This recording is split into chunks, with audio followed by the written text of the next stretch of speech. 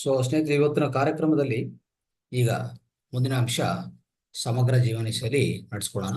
ಸಮಗ್ರ ಜೀವನ ಶೈಲಿಯಲ್ಲಿ ಇವತ್ತಿನ ಕಾರ್ಯಕ್ರಮದಲ್ಲಿ ನಿನ್ನೆ ನಾವು ಶೀತ ಮತ್ತು ಕೆಮ್ಮು ಮತ್ತು ಫೀವರ್ ಅಂದ್ರೆ ಒಂದು ಜ್ವರ ಇಂಥದ್ದೆಲ್ಲ ಏನೇನು ಸಮಸ್ಯೆಗಳು ಬರುತ್ತೆ, ಅದು ಯಾಕೆ ಅಂದ್ರೆ ಶೀತ ಬರೋದಕ್ಕೆ ಕಾರಣ ಏನು, ಅಂದ್ರೆ ಕೋಲ್ಡ್ ಬರೋದಕ್ಕೆ ಒಂದು ಸಾಮಾನ್ಯವಾಗಿ ಈ ಕೋಲ್ಡ್ ಬರ್ತಾ ಇರ್ತದಲ್ಲ, ಅದನ್ನೆಲ್ಲ ಬರೋಕ್ಕೆ ಏನು ಕಾರಣಗಳು ವಿವರವಾಗಿ ಕೂಲಂಕುಷವಾಗಿ ತಿಳ್ಕೊಂಡಿದ್ವಿ. ಇವತ್ತಿನ ಕಾರ್ಯಕ್ರಮದಲ್ಲಿ ಈಗ ಇನ್ನು ಸ್ವಲ್ಪ ಕಾಯಿಲೆಗಳು ಅಂದ್ರೆ ಹೇಳ್ಬೇಕಂದ್ರೆ ಸಾಮಾನ್ಯ ಕಾಯಿಲೆಗಳು ಅಂತ ಹೇಳ್ತೀವಿ ನಾವು. ಎಲ್ಲ ಈ ಸಾಮಾನ್ಯ ಕಾಯಿಲೆಗಳು ಬರ್ತಾ ಇರ್ತದೆ, ಆದ್ರೆ ಅದಕ್ಕೆ ಪರಿಹಾರಗಳು ಗೊತ್ತಿದ್ರೆ ನಾವು ಯಾವುದೇ ಡಾಕ್ಟರ್ ಸಹಾಯ ತಗೊಂಡು ಮತ್ತೆ ನಾವು ದುಡ್ಡು ವೇಸ್ಟ್ ಮಾಡ್ಕೊಡೋದು, ಅಂದ್ರೆ ಹಣಕಾಸು ವೇಸ್ಟ್ ಮಾಡ್ಕೊಡೋದು, ಇನ್ನೊಂದು ಆರೋಗ್ಯ ಕೆಟ್ಟದ್ದು ಮಾಡ್ಕೊಡೋದು, ಇರೋ ಆರೋಗ್ಯ ಕೆಡಿಸ್ಕೊತೀವಿ ಅಲ್ವಾ. ಅಂದ್ರೆ ಯಾವುದೇ ಅಲೋಪತಿ ಹಾಸ್ಪಿಟ್ಲಕ್ಕೂ ಈ ಕೆಮಿಕಲ್ ಮೆಡಿಸಿನ್ ತಗೊಳ್ಳುವಾಗ ಖಂಡಿತವಾಗ ಇರೋ ಆರೋಗ್ಯ ಏನೋ ಸ್ವಲ್ಪ ಚೆನ್ನಾಗಿದ್ರು ಆರೋಗ್ಯ ಇನ್ನು ಕೆಟ್ಟದಾಗತ್ತೆ. ಹೇಳ್ಬೇಕಂದ್ರೆ ಕೆಟ್ಟದಾಗಿ ಇನ್ನು ಅದರಿಂದ ಮತ್ತೆ ಅಡ್ಡಪರಿಣಾಮಗಳು ಹೆಚ್ಚಾಗಿ ಒಂದು ವ್ಯಾಧಿಯಿಂದ ಇನ್ನೊಂದು ವ್ಯಾಧಿ ಉಂಟ್ಕೊಂಡು ಬರ್ತದೆ. ಅರ್ಥ ಮಾಡ್ಕೊಳ್ಳಿ. ಅದಕ್ಕೋಸ್ಕರವೇ ನಾವೇನ್ ಮಾಡ್ತೀವಿ ಅಂದ್ರೆ ಸಹಜವಾಗಿ, ಸರಳವಾಗಿ ಮತ್ತೆ ಯಾವುದೇ ಮನೆಮದ್ದು ಆಗಿ ಹೇಳ್ಬೇಕಂದ್ರೆ ಇಂಥ ಆಕ್ಯುಪ್ರೆಷರ್ ಆಗಿ ನಾವೇ ಮಾಡ್ಕೊಳ್ಳುವಂತ ಸ್ವಲ್ಪ ಪ್ರಕ್ರಿಯೆಗಳು, ಈ ಮದ್ದುಗಳು ಇದಂತ ನಾವು ತಿಳ್ಕೊಂತ ಹೋಗ್ತಾ ಇದ್ವಿ, ಟೆಕ್ನಿಕ್ಗಳು, ತಂತ್ರಗಳು. ಇದರಿಂದ ಖಂಡಿತವಾಗಿ ವಾಸಿ ಆಗ್ತದೆ. ಯಾಕಂದ್ರೆ ನೀವು ಟೆಸ್ಟ್ ಮಾಡಿ ನೋಡ್ಕೊಳ್ಳಿ. ಇಷ್ಟೆಲ್ಲ ನಾವು ಹೇಳಿದ್ವಲ್ಲ, ಇಷ್ಟು ದಿವಸ ಎಷ್ಟೋ ಹೇಳ್ಕೊಂತ ಬಂದಿದ್ವಿ, ಮನೆ ಮದ್ದುಗಳು ಹೇಳಿದ್ವಿ, ಆಕ್ಯುಪ್ರೆಷರ್ ಹೇಳಿದ್ವಿ, ಮುದ್ರಗಳು ಹೇಳಿದ್ವಿ. ನೀವೇ ನಿಮ್ಮ ಪ್ರಯತ್ನ ಮಾಡ್ಕೊಳ್ಳಿ. ಯಾವಾಗ ನಿಮ್ಗೆ ಆ ಸಮಸ್ಯೆ ಬರುತ್ತೋ ಆ ಸಮಸ್ಯೆ ಬರುವಾಗ ಅದ್ರ ಮೇಲೆ ಸ್ವಲ್ಪ ನೀವು ಪ್ರಯತ್ನ ಮಾಡಬೇಕು. ಪ್ರಯತ್ನ ಇಲ್ಲ ಅಂದ್ರೆ ಏನೂ ಆಗಲ್ಲ ಸ್ನೇಹಿತರೆ. ನಿಮಗೆ ತಕ್ಷಣವೇ ಗುಣ ಆಗಬೇಕು, ಹಠಾತ್ ಆಗಿ ಏನೋ ಮಿರಾಕಲ್ ಆಗ್ಬೇಕು, ಪವಾಡ ಆಗ್ಬೇಕಂದ್ರೆ ಆಗಲ್ಲ. ಆತರ ಮಿರಾಕಲ್ ಆಗ್ಬೇಕು ಅಂತ ಅನ್ಕೋತೀರಿ, ಬಟ್ ಮಿರಾಕಲ್ ಆಗಲ್ಲ. ಸ್ವಲ್ಪ ಏನೋ ರಿಲೀಫ್ ಬರ್ಬೋದು, ಅಲೋಪತಿ ಹಾಸ್ಪಿಟಲ್ಗೆ ಹೋದ್ರೆ ರಿಲೀಫ್ ಬರ್ಬೋದು ತಕ್ಷಣವೇ. ಆದ್ರೆ ಅದರಿಂದ ಮತ್ತೆ ಮುಂದಿನ ದಿವಸದಲ್ಲಿ ಏನಾಗುತ್ತೆ, ತೊಂದರೆಗಳಾಗತ್ತೆ ಹೆಚ್ಚು, ಅದರಿಂದ ಅಡ್ಡಪರಿಣಾಮಗಳಾಗತ್ತೆ ಸ್ನೇಹಿತರೆ. ಅದಕ್ಕೋಸ್ಕರವೇ ಸ್ವಲ್ಪ ತಾಳ್ಮೆಯಿಂದ, ಸ್ವಲ್ಪ ಸಮಯ ಆದ್ರೂ ಪರವಾಗಿಲ್ಲ, ಈ ಟ್ರೀಟ್ಮೆಂಟ್ಸ್ಗಳು ಕೊಟ್ಕೊಂಡ್ರೆ ಪರಿಹಾರಗಳು ನಿಮಗೆ ಮೂಲ ಬೇರ್ಲಿಂದನೇ ತೆಗಿಬೋದು. ನಾವು ಯಾವುದೇ ವ್ಯಾಧಿನೂ ಮೂಲ ಬೇರ್ಲಿಂದನೇ ತೆಗೆದುಕೊಟ್ಟು ಆಚೆ ಕಡೆ ಕಲಿಸ್ಬೋದು. ಆವಾಗ ನಿಮ್ಗೆ ಏನಾಗುತ್ತೆ, ಮುಂದಿನ ದಿವಸದಲ್ಲಿ ಅಂತ ರೋಗ ಮತ್ತೆ ತಿರ್ಗಾ ರಿಪೀಟ್ ಆಗಲ್ಲ. ಬಂದ್ರೂ ನಮ್ಮ ಹತ್ರ ಇಷ್ಟು ಪರಿಹಾರಗಳಿದೆ, ಒಂದೊಂದು ಮಾಡ್ಕೊಂತ ಹೋಗ್ಬೇಕು. ಅಂದ್ರೆ ಗಮನಿಸ್ಕೊಳ್ಳಿ. ನೀವು ಏನೇನು ಕಲಿತೀರ ಇಲ್ಲಿ ಅದು ಗಮನಿಸ್ಕೊಂಡು ಅದು ನಿಮ್ಮ ನಿತ್ಯ ಜೀವನದಲ್ಲಿ ಅಳವಡಿಸ್ಕೊಂಡು ಪ್ರಯತ್ನ ಮಾಡಬೇಕು. ಪ್ರಯತ್ನ ಮಾಡಿಲ್ಲ ಅಂದ್ರೆ ಯಾವುದು ಸಾಧ್ಯವಲ್ಲ ಸ್ನೇಹಿತರೆ. ಮೊದಲನೇದಾಗಿ ಸ್ವಲ್ಪ ಪ್ರಯತ್ನ ಮನೆಯಲ್ಲಿ ಇದು ಮಾಡ್ಕೊಳ್ಳಿ. ಹೆಚ್ಚಾಗಿ ತೀವ್ರತೆ ಇದ್ರೆ ಅವಾಗ ಹಾಸ್ಪಿಟ್ಲ್ಗೆ ಹೋಗಿ ಸೇರಿಸ್ಕೊಳ್ಳಿ. ಮತ್ತೆ ಯಾವುದೇ ಒಂದು ಇವತ್ತು ಅದು ಹೇಳ್ತೀನಿ, ಎಮರ್ಜೆನ್ಸಿಗೂ ಸ್ವಲ್ಪ ಇದೆ ನಮ್ಮ ಹತ್ರ. ಈ ಎಮರ್ಜೆನ್ಸಿಗೂ ಏನ್ ಮಾಡ್ಬೋದು ಅಂತಂದ್ರೆ ಸ್ವಲ್ಪ ಪರಿಹಾರಗಳಿದೆ, ಅದು ಹೇಳ್ತೀವಿ. ಆ ಎಮರ್ಜೆನ್ಸಿ ಸಮಯದಲ್ಲಿ ಏನ್ ಮಾಡಿದ್ರೆ ಒಂದು ವ್ಯಕ್ತಿ ಎಮರ್ಜೆನ್ಸಿ ಆಗಿದೆ, ಬಿದ್ದೋಗಿದ್ದಾನೆ, ಅವ್ರಿಗೆ ಪೂರ್ತಿ ಚೇತನತ್ವ ಇಲ್ಲ, ಅಚೇತನವಾಗಿದ್ದಾನೆ, ಅಂತ ಪರಿಸ್ಥಿತಿಯಲ್ಲಿ ಸ್ವಲ್ಪ ಮನೆ ಮದ್ದುಗಳು ಮಾಡ್ಕೊಂಡೆ ಹಾಸ್ಪಿಟಲ್ ತಗೊಂಡು ಹೋಗ್ಬೋದು. ಹಾಸ್ಪಿಟಲ್ ತಗೊಂಡು ಹೋಗಕ್ ಮುಂಚೆನೆ ಅವರು ಚೇತನ ಆಗ್ಬೋದು. ಆದ್ರೂ ಹಾಸ್ಪಿಟಲ್ ತಗೊಂಡು ಹೋಗಕ್ ಮುಂಚೆ ಸ್ವಲ್ಪ ಮಾಡಿದ್ರೆ ಅವನು ಬದುಕಕ್ಕೆ ಚಾನ್ಸಸ್ ಜಾಸ್ತಿ ಇರುತ್ತೆ. ಎಮರ್ಜೆನ್ಸಿ ಕಂಡೀಷನ್ ಅಲ್ಲಿ ನಾ ಹೇಳ್ತಾ ಇದ್ದೀನಿ ಅಲ್ವಾ. ನೀವು ಮಾಡೋದು ಮಾಡಿ, ಮನೆಯಲ್ಲಿ ಮಾಡ್ಬೇಕಂತ ನಾವು ಇವತ್ತು ಹೇಳುವಂತ ಆ ಪ್ರಕ್ರಿಯೆ ಮಾಡಿದ ತಕ್ಷಣ ಅವನ ಹಾಸ್ಪಿಟಲ್ ಕರ್ಕೊಂಡು ಹೋಗಿ ಅಲ್ಲಿ ಹೋಗಕ್ ಮುಂಚೆನೆ ಚೇತನ ಬರುವಂತದ್ದು, ಅಂದ್ರೆ ಅವ್ರಿಗೆ ಮತ್ತೆ ಕಾನ್ಶಿಯಸ್ ಆಗುವಂತ ಅವಕಾಶ ಹೆಚ್ಚಾಗಿರುತ್ತೆ. ಅದು ಅರ್ಥ ಮಾಡ್ಕೊಳ್ಳಿ. ಇದೆಲ್ಲ ಸ್ವಲ್ಪ ಸ್ವಲ್ಪ ತಿಳ್ಕೊಳಕ್ಕೆ ಪ್ರಯತ್ನ ಮಾಡಿ ಸ್ನೇಹಿತರೆ. ಇವತ್ತಿನ ಕಾರ್ಯಕ್ರಮದಲ್ಲಿ ಮೊದಲನೇದಾಗಿ ಸ್ನೇಹಿತರೆ ನೋಡಿ, ಏನಾಗತ್ತಂದ್ರೆ ಈ ಈ ಗಟ್ಟಿಯಾದ ನೋಸ್, ಅಂದ್ರೆ ಹೇಳ್ಬೇಕಂದ್ರೆ ಬ್ಲಾಕ್ಡ್ ನೋಸ್ ಅಂತ ಹೇಳ್ತೀವಿ. ಇದು ಉಸಿರಾಟ ಸರಿಯಾಗಿ ಆಗಲ್ಲ. ಯಾವಾಗ ಈ ಶೀತ ಕೆಮ್ಮು ಬರುವಾಗ ಸಾಮಾನ್ಯವಾಗಿ ಪ್ರತಿಯೊಬ್ಬರಿಗೆ ಆಗ್ತಾ ಇರ್ತದೆ. ಈ ಉಸಿರಾಟ ಸರಿಯಾಗಲ್ಲ, ನೋಸ್ ಬ್ಲಾಕ್ ಆಗಿರ್ತದೆ, ಮೂಗಿರೋದು ಗಟ್ಟಿ ಆಗುತ್ತೆ ಅಲ್ವಾ. ಅವಾಗ ಏನ್ ಮಾಡ್ಬೇಕಂದ್ರೆ ಖಂಡಿತವಾಗಿ ಸ್ನೇಹಿತರೆ ನೀವೇನ್ ಮಾಡ್ಬೇಕು, ಈ 2 ಪಾಯಿಂಟ್ ಇದೆ, ಆ 2 ಪಾಯಿಂಟ್ ಸ್ವಲ್ಪ ಪ್ರೆಸ್ ಮಾಡಿ ಆಕ್ಯುಪ್ರೆಷರ್ ಅಲ್ಲಿ. ಇದು ನೋಡಿ, ಇಲ್ಲಿಂದ ಸ್ಟ್ರೈಟ್ ಹೋದ್ರೆ ಇಲ್ಲೊಂದು ಪಾಯಿಂಟ್ ಇದೆ. ಈ ಪಾಯಿಂಟ್ ನಾವು ಸ್ವಲ್ಪ ಪ್ರೆಸ್ ಮಾಡಬೇಕು, ಒಂದು 2-3 ಮಿನಿಟ್ಸ್ ಪ್ರೆಸ್ ಮಾಡಿ. ಆಮೇಲೆ ಇನ್ನು 2 ಪಾಯಿಂಟ್, ಮೂಗಿದ ಈ ಪಕ್ಕ ಪಾಯಿಂಟ್, ಈ ಪಾಯಿಂಟ್, ಈ 2 ಪಾಯಿಂಟ್, ಈ 2 ಪಾಯಿಂಟ್ ನೀಟಾಗಿ ಪ್ರೆಸ್ ಮಾಡ್ಕೋಬೇಕು. ಒಂದು ಇಲ್ಲಿ ಪ್ರೆಸ್ ಮಾಡ್ಕೊಳ್ಳಿ, 2-3 ಮಿನಿಟ್ಸ್ ಪ್ರೆಸ್ ಮಾಡಿದ್ರೆ ಈ ಮೂಗಿಲ್ಲಿ ಆಲ್ರೆಡಿ ಬ್ಲಾಕ್ ಆಗಿರ್ತದಲ್ಲ, ಉಸಿರಾಟ ಸರಿಯಾಗಿ ಆಗ್ತಾ ಇಲ್ಲ, ತೊಂದರೆ ಆಗ್ತಾ ಇದೆ, ಅದೆಲ್ಲ ರಿಲೀಸ್ ಆಗ್ತದೆ ಸ್ನೇಹಿತರೆ. ಅದೆಲ್ಲ ನಿಮ್ಗೆ ರಿಲೀಫ್ ಆಗ್ತದೆ. ಆ ಜೊತೆಗೆ ಇನ್ನು ಏನ್ ಮಾಡ್ಬೋದು ಅಂದ್ರೆ ಬೇಗ ರಿಲೀಫ್ ಆಗ್ಬೇಕು, ಉಸಿರಾಟ ಚೆನ್ನಾಗಿ ಆಗ್ಬೇಕು ಅಂತಂದ್ರೆ, ನೋಸ್ ಬ್ಲಾಕ್ ಹೋಗ್ಬೇಕು ಅಂತಂದ್ರೆ ನೀವೊಂದು ಕೆಲಸ ಮಾಡ್ಬೋದು. ಈ ಹಸಿ ತುಪ್ಪ ಇದೆಲ್ಲ, ಆಕಳಿ ತುಪ್ಪ, ಎ ಟು ಗೀನು ಸ್ವಲ್ಪ ದ್ರವ ಪದಾರ್ಥವಾಗಿ ಮಾಡಿ ಸೊ ಇಲ್ಲಿ ಒಂದು ಡ್ರಾಪು ಆದ್ರೆ ಇಲ್ಲೊಂದು ಡ್ರಾಪ್ ಇಲ್ಲೊಂದು ಡ್ರಾಪ್, ಈ ಮೂಗಿಯಲ್ಲಿ ಒಂದು ಡ್ರಾಪ್, ಈ ಮೂಗಿಯಲ್ಲಿ ರಂಧ್ರದಲ್ಲಿ ಒಂದು ಡ್ರಾಪ್. ಎರಡೆರಡು ಹಾಕಿ ಪರವಾಗಿಲ್ಲ, ಒಂದೊಂದು ಹಾಕಿ ಮಿನಿಮಮ್ ಹಾಕಿ ಸ್ವಲ್ಪ ಹಾಗೆ ಮಲ್ಕೊಂಡಿದ್ರೆ, ಬೆಡ್ ಮೇಲೆ ಹಾಗೆ ಮಲ್ಕೊಂಡಿದ್ರೆ ಸೊ ಏನಾಗುತ್ತೆ, ಬೇಗವಂತವಾಗಿ ರಿಲೀಫ್ ಆಗುತ್ತೆ. ಅಂದ್ರೆ ನೋಸ್ ಬ್ಲಾಕ್ ರಿಲೀಸ್ ಆಗ್ಬಿಡುತ್ತೆ ಸ್ನೇಹಿತರೆ. ಇದು ಒಂದು ಪ್ರಕ್ರಿಯೆ, ಇದೊಂದು ತಂತ್ರ. ಇದನ್ನು ಈ ಟೆಕ್ನಿಕ್ ಫಾಲೋ ಮಾಡ್ಕೋಬಹುದು. ಆಮೇಲೆ ನೆಕ್ಸ್ಟ್ ಅಂಶ ಏನಂದ್ರೆ, ಈ ಬ್ರಾಂಕೈಟಿಸು, ನಿಮೋನಿಯಾ ಮತ್ತೆ ಫ್ಲೂ ಅಂದ್ರೆ ಜ್ವರ ಹಿಡಿದಿಡಿದು ಬರ್ತಾ ಇರ್ತದೆ. ಜ್ವರ ಬರೋದು ಹೋಗೋದು ಮತ್ತೆ ಆಗ್ತಾನೆ ಇರ್ತದೆ ನೋಡಿ. ಅಲ್ಲಿ ಕಾರಣ ಏನು ಅಂತ ತಿಳ್ಕೊಳ್ಳೋ ಪ್ರಯತ್ನ ಮಾಡಿದ್ರೆ ಅವಾಗ ಅರ್ಥ ಆಗುತ್ತೆ ನಮಗೆ. ಅಂದ್ರೆ ಈ ಬ್ರಾಂಕೈಟಿಸ್ ಅಂತ ಆಗಿರ್ತದೆ, ನಿಮೋನಿಯಾ ಅಂತ ಆಗಿರ್ತದೆ ಸ್ವಲ್ಪ ಜನಗೆ. ಯಾಕಂದ್ರೆ ಈ ಕೋಲ್ಡ್ ಅನ್ನೋದು ದೀರ್ಘಕಾಲವಾಗಿದ್ರೆ, ಶೀತ ಅನ್ನೋದು ಇದೆಲ್ಲ, ಶೀತ ಕೆಮ್ಮು ಇದು ದೀರ್ಘಕಾಲವಾದ ಇದ್ರೆ ಅದು ಬ್ರಾಂಕೈಟಿಸ್ ಆಗಿ ಪರಿವರ್ತನೆಗೊಳಿಸ್ತದೆ. ಇಲ್ಲಾಂದ್ರೆ ನಿಮೋನಿಯಾ ಆಗಿ ಪರಿವರ್ತನೆಗೊಳಿಸ್ತದೆ, ಅರ್ಥ ಮಾಡ್ಕೊಳ್ಳಿ. ಮತ್ತೆ ಅದಕ್ಕೂ ಫೀವರ್ ಬರ್ತಾನೆ ಇರ್ತದೆ. ಫೀವರ್ ಬರೋದು ಹೋಗೋದು ಕಾಮನ್. ಅಂದ್ರೆ ಯಾಕಂದ್ರೆ ಇನ್ಫೆಕ್ಷನ್ ಇದೆಯಲ್ಲ, ಇನ್ಫೆಕ್ಷನ್ ಈ ಸೋಂಕು ಅನ್ನೋದು ಇನ್ನೂ ದೇಹದಲ್ಲಿ ಇರುವಾಗ ಈ ಫೀವರ್ ಅನ್ನೋದು ಬರೋದು ಹೋಗೋದು ದೇಹದ ಲಕ್ಷಣ. ಅದೇನು ಅಡ್ಡ ಪರಿಣಾಮ ಅಲ್ಲ, ಅದೇನು ಬೇರೆ ರೋಗ ಅಲ್ಲ. ಆ ದೇಹದ ಲಕ್ಷಣ ಏನಂದ್ರೆ ಸೋಂಕು ಇರುವಾಗ ಜ್ವರ ಬರೋದು ಹೋಗೋದು ಕಾಮನ್. ಓಕೆ, ಸಹಜ ಅದು, ಅರ್ಥ ಮಾಡ್ಕೊಳ್ಳಿ ಸ್ನೇಹಿತರೆ. ಸೊ ಇದು ಯಾಕೆ ಆಗ್ತಾ ಇದೆ ಅಂತಂದ್ರೆ ಅರ್ಥ ಮಾಡ್ಕೊಳ್ಳಿ. ಈಗ ಯಾವಾಗ ನಮ್ಮ ಈ ಜೀರ್ಣಕೋಶದಲ್ಲಿ ಸರಿಯಾದ ಉಷ್ಣ ಇಲ್ಲ ಅಂತ ಇಟ್ಕೊಳ್ಳಿ, ಉಷ್ಣ ಇಲ್ಲ, ಅವಾಗ ಉಷ್ಣ ಇಲ್ಲ ಅಂದ್ರೆ ಏನಾಗುತ್ತೆ, ಆಹಾರ ಸರಿಯಾದ ಜೀರ್ಣ ಆಗಲ್ಲ. ಜೀರ್ಣ ಆಗಲ್ಲ ಅಂದ್ರೆ ಏನಾಗ್ತದೆ, ಈ ಆಹಾರ ಯಾವುದು ಸರಿಯಾಗಿ ಜೀರ್ಣ ಆಗಲ್ಲೋ ಅದು ಫ್ಲಮ್ ಆಗಿ ಪರಿವರ್ತನೆಗೊಳಿಸ್ತದೆ, ಅರ್ಥ ಮಾಡ್ಕೊಳ್ಳಿ. ಫ್ಲಮ್ ಆಗಿ ಪರಿವರ್ತನೆಗೊಳಿಸಿ ಅದೇನಾಗುತ್ತೆ, ಈ ಈ ಈ ವಿಂಡ್ ಪೈಪ್ ಅಂತ ಹೇಳ್ತೀವಿ, ಅಂದ್ರೆ ಗಾಳಿದ ಒಂದು ಪೈಪ್ ಇರುತ್ತೆ. ಗಾಳಿ ಬರೋದು ಹೋಗೋದಕ್ಕೆ ಒಂದು ಪೈಪ್. ಆ ಗಾಳಿ ಪೈಪ್ ಅಲ್ಲಿ ಮೇಲೆ ಬರ್ತದೆ, ಈ ಫ್ಲಮ್ ಎಲ್ಲ ಮೇಲೆ ಬಂದು ಈ ಲಂಗ್ಸ್ ಒಳಗಡೆ ಸೇರ್ಕೊತದೆ ಸ್ನೇಹಿತರೆ. ಈ ಲಂಗ್ಸ್ ಒಳಗಡೆ ಸೇರ್ಕೊಂತದೆ. ಅದೇ ನಾವು ಫ್ಲಮ್ ಸೇರ್ಕೊಂಡಿದೆ ಅಂತ ಹೇಳೋದು. ಫ್ಲಮ್ ಹೇಗೆ ತಯಾರಾಗಿದೆ ಗೊತ್ತಾಯ್ತಲ್ಲ ಈಗ. ಅಂದ್ರೆ ನಮ್ಮ ನಮ್ಮ ಸ್ಟಮಕ್ ಅಲ್ಲಿ ಜೀರ್ಣಕೋಶದಲ್ಲಿ ಸರಿಯಾದ ಉಷ್ಣತೆ ಇಲ್ಲ. ಉಷ್ಣತೆ ಇಲ್ಲ ಅಂದ್ರೆ ಆಹಾರ ಪಚನ ಆಗಲ್ಲ, ಜಠರಾಗ್ನಿ ಇಲ್ಲ. ಅವಾಗ ಯಾವುದು ಪಚನ ಆಗಿಲ್ಲೋ ಆಹಾರ, ಅದೇನಾಗುತ್ತೆ, ಈ ಪ್ಲಮ್ ಆಗಿ ಪರಿವರ್ತನೆಗೊಳಿಸ್ಕೊಂಡು ಅದು ನೇರವಾಗಿ ಈ ಗಾಳಿ ಪೈಪಿಂದ ಮೇಲೆ ಬಂದು ಈ ಲಂಗ್ಸ್ ಒಳಗಡೆ ಸೇರ್ಕೊಂತದೆ. ಅದೇ ನಾವು ಫ್ಲಮ್ ಅಂತ ಕರೆಯೋದು. ಇದು ಸರಿಯಾಗಿ ತೆಗೆದಿಲ್ಲ ಅಂತಂದ್ರೆ, ಇದು ಸರಿಯಾಗಿ ತೆಗಿಬೇಕಂದ್ರೆ ಖಚಿತವಾಗಿ ಏನಾಗುತ್ತೆ, ನಮ್ಮ ದೇಹ ಒಂದು ಮಾಡ್ತಾ ಇರ್ತದೆ, ಈ ಕೆಮ್ಮು ಬರ್ತಾ ಇರ್ತದೆ ನೋಡಿ. ಕೆಮ್ಮು ಯಾಕೆ ಬರುತ್ತೆ ಅಂತಂದ್ರೆ, ದೇಹವೇ ಅದು ಒಂದು ದೇಹಕ್ಕಿರುವಂತ ಲಕ್ಷಣ ಅದು. ಯಾವುದೇ ಫ್ಲಮ್ ನಮ್ಮ ಈ ಎರಡು ಶ್ವಾಸಕೋಶ ಒಳಗಡೆ ಸೇರ್ಕೊಂಡ್ರೆ, ಲಂಗ್ಸ್ ಒಳಗಡೆ ಸೇರ್ಕೊಂಡ್ರೆ ಆ ಫ್ಲಮ್ ಎಲ್ಲ ತೆಗೆದಾಕ್ಬೇಕಂದ್ರೆ ಈ ಕೆಮ್ಮು ಅನ್ನೋದು ಬರ್ತದೆ. ಈ ಕೆಮ್ಮು ಮಾಡುವಾಗನೇ ಆ ಫ್ಲಮ್ ಎಲ್ಲ ಆಚಕಡೆ ಬರೋದು. ಅದು ದೇಹದ ಲಕ್ಷಣ, ಅದೇನು ತಪ್ಪು ಅಲ್ಲ ಅಲ್ವಾ. ಸೊ ಅವಾಗ ಇನ್ನೊಂದು ಏನಾಗ್ತಾ ಇರ್ತದೆ, ಒಂದೊಂದ್ಸರಿ ಹೇಳ್ಬೇಕಂದ್ರೆ ಇಲ್ಲಿ ಫುಲ್ ಕಂಜೆಷನ್ ಆಗ್ಬಿಡ್ತದೆ. ಆಮೇಲೆ ಫೀವರ್ ಬರೋದು ಸ್ಟಾರ್ಟ್ ಆಗತ್ತೆ, ಅಂದ್ರೆ ಒಂಥರ ಜ್ವರ ಬರೋದು ಸ್ಟಾರ್ಟ್ ಆಗತ್ತೆ. ಇದೆಲ್ಲಾನು ಸೇರಿಸಿ ಏನ್ ಹೇಳ್ತಾರೆ, ಒಂದು ವ್ಯಾಧಿ ಲಕ್ಷಣ. ಈ ಎಲ್ಲ ಲಕ್ಷಣಗಳು ಒಂದು ವ್ಯಾಧಿಗಿದೆ, ಅದೇ ಬ್ರಾಂಕೈಟಿಸ್, ಅರ್ಥ ಮಾಡ್ಕೊಳ್ಳಿ. ಸೊ ಇದಕ್ಕೆ ಸರಿಯಾಗಿ ನಾವು ಟ್ರೀಟ್ಮೆಂಟ್ ಕೊಟ್ಟಿಲ್ಲ, ಆನ್ ಟೈಮ್ ಟ್ರೀಟ್ಮೆಂಟ್ ತಗೊಂಡಿಲ್ಲ ಅಂದ್ರೆ ಇದಕ್ಕೆ ಏನಾಗುತ್ತೆ, ಇದು ನಿಮೋನಿಯಾ ಆಗಿ ಪರಿವರ್ತನೆಗೊಳಿಸ್ಕೊತದೆ. ನಿಮೋನಿಯಾ ಆಗಿ ಪರಿವರ್ತನೆಗೊಳಿಸ್ಕೊಂಡು ಯಾವಾಗ್ಲೂ ಫೀವರ್ ಬರ್ತಾ ಇರ್ತದೆ, ಕೆಮ್ಮು, ಈ ಶೀತ ತಂಪು ಜಾಸ್ತಿ ಆಗ್ತದೆ, ಇದೆಲ್ಲ ಆಗ್ತಾ ಇರ್ತದೆ ಸ್ನೇಹಿತರೆ. ಅದು ಅರ್ಥ ಮಾಡ್ಕೊಳ್ಳಿ. ಈಗ ಏನ್ ಟ್ರೀಟ್ಮೆಂಟ್ ಕೊಟ್ರೆ ನಾವು ಬೇಗವಂತವಾಗಿ ಆಚೆ ಕಡೆ ಬರ್ಬೋದು ಅಂದ್ರೆ, ನಾವು ಮೊದಲನೇದಾಗಿ ಏನ್ ಮಾಡ್ಬೇಕಂದ್ರೆ, ಈ ಹಾಲು ಕುಡಿಯೋದು, ಮತ್ತೆ ಅಂದ್ರೆ ತುಂಬಾ ತಂಪಾಗಿರುವಂತ ಪದಾರ್ಥಗಳು ತಿನ್ನೋದು, ಹಾಲು ಕುಡಿಯೋದು, ಇಂಥದ್ದೆಲ್ಲ ನಾವು ಖಂಡಿತವಾಗಿ ನಿಲ್ಲಿಸಬೇಕು. ಯಾವುದೇ ರೆಫ್ರಿಜಿರೇಟರು, ಈ ಫ್ರಿಜ್ ಅಲ್ಲಿ ಇಟ್ಟಿರುವಂತ ಆಹಾರ ಪದಾರ್ಥಗಳು ಸೇವನೆ ಮಾಡೋದು, ಇದೆಲ್ಲ ನಿಲ್ಲಿಸಬೇಕಾಗತ್ತೆ ಸ್ನೇಹಿತರೆ. ಆಮೇಲೆ ಯಾವುದೇ ಜ್ಯೂಸ್ಗಳು ಫ್ರೆಶ್ ಜ್ಯೂಸ್ ಅಲ್ಲ, ಏನ್ ಮಾಡ್ತಾ ಇರ್ತಾರೆ, ಕ್ಯಾನ್ ಜ್ಯೂಸ್ ಅಂತಿದೆ, ಈಗಾಗಲೇ ಸಂಗ್ರಹಣ ಮಾಡಿದಂತ ಜ್ಯೂಸ್ ಇರ್ತದೆ, ಪ್ಯಾಕೆಟ್ ಜ್ಯೂಸು ಇಲ್ಲ ಕ್ಯಾನ್ ಜ್ಯೂಸ್ ಅಂತ, ಇದೆಲ್ಲ ಕುಡಿಯಬಾರ್ದು. ಐಸ್ ಕ್ರೀಮ್ ಇದಂತೆಲ್ಲ ಪೂರ್ತಿ ನಿಲ್ಲಿಸ್ಬೇಕಾಗತ್ತೆ. ಯಾವುದೇ ಒಂದು ಹುಳಿ ರುಚಿ, ಅದೇ ಹುಳಿಯಾಗಿ ಇರ್ತದಲ್ಲ ರುಚಿ, ಅದು ಸೋರ್ ಟೇಸ್ಟ್ ಅಂತ ಹೇಳ್ತೀವಲ್ಲ, ಅದೆಲ್ಲ ನಿಲ್ಲಿಸ್ಬೇಕು ಅಂತ ಪದಾರ್ಥಗಳು. ಆಮೇಲೆ ಒಂದು ಸ್ವಲ್ಪ ಪಿಂಚು ಸಾಲ್ಟು, ಮತ್ತೆ ಸ್ವಲ್ಪ ಪಿಂಚು ಈ ಟರ್ಮರಿಕ್ ಪೌಡರ್ ಅಂದ್ರೆ ಅರಿಶಿನ ಪೌಡರ್, ಒಂದು ಹಾಫ್ ಗ್ಲಾಸು ಉಗುರು ಬೆಚ್ಚ ನೀರಿಗೆ ಮಿಕ್ಸ್ ಮಾಡಿಕೊಂಡು ಅದು ಬೆಳಗ್ಗೆ ಕುಡಿಬೇಕಾಗತ್ತೆ. ಅಂದ್ರೆ ಬೆಳಗ್ಗೆ ಕುಡಿದ್ರೆ ಇದು ಉತ್ತಮ ಪರಿಹಾರ ಸ್ನೇಹಿತರೆ, ಅರ್ಥ ಮಾಡ್ಕೊಳ್ಳಿ. ಆಮೇಲೆ ಇದನ್ನೇ ಬೇಕಂದ್ರೆ ಮಧ್ಯಾಹ್ನ ಮತ್ತೆ ಸಾಯಂಕಾಲನೂ ಕುಡಿಯಬಹುದು. ಇದು ಕುಡಿಯುವಾಗ ಏನಾಗುತ್ತೆ ಅಂದ್ರೆ ಸ್ನೇಹಿತರೆ, ಖಂಡಿತವಾಗಿ ನಿಮ್ಗೆ ವಾಮಿಟಿಂಗ್ ಬಂದ್ಬಿಡ್ತದೆ.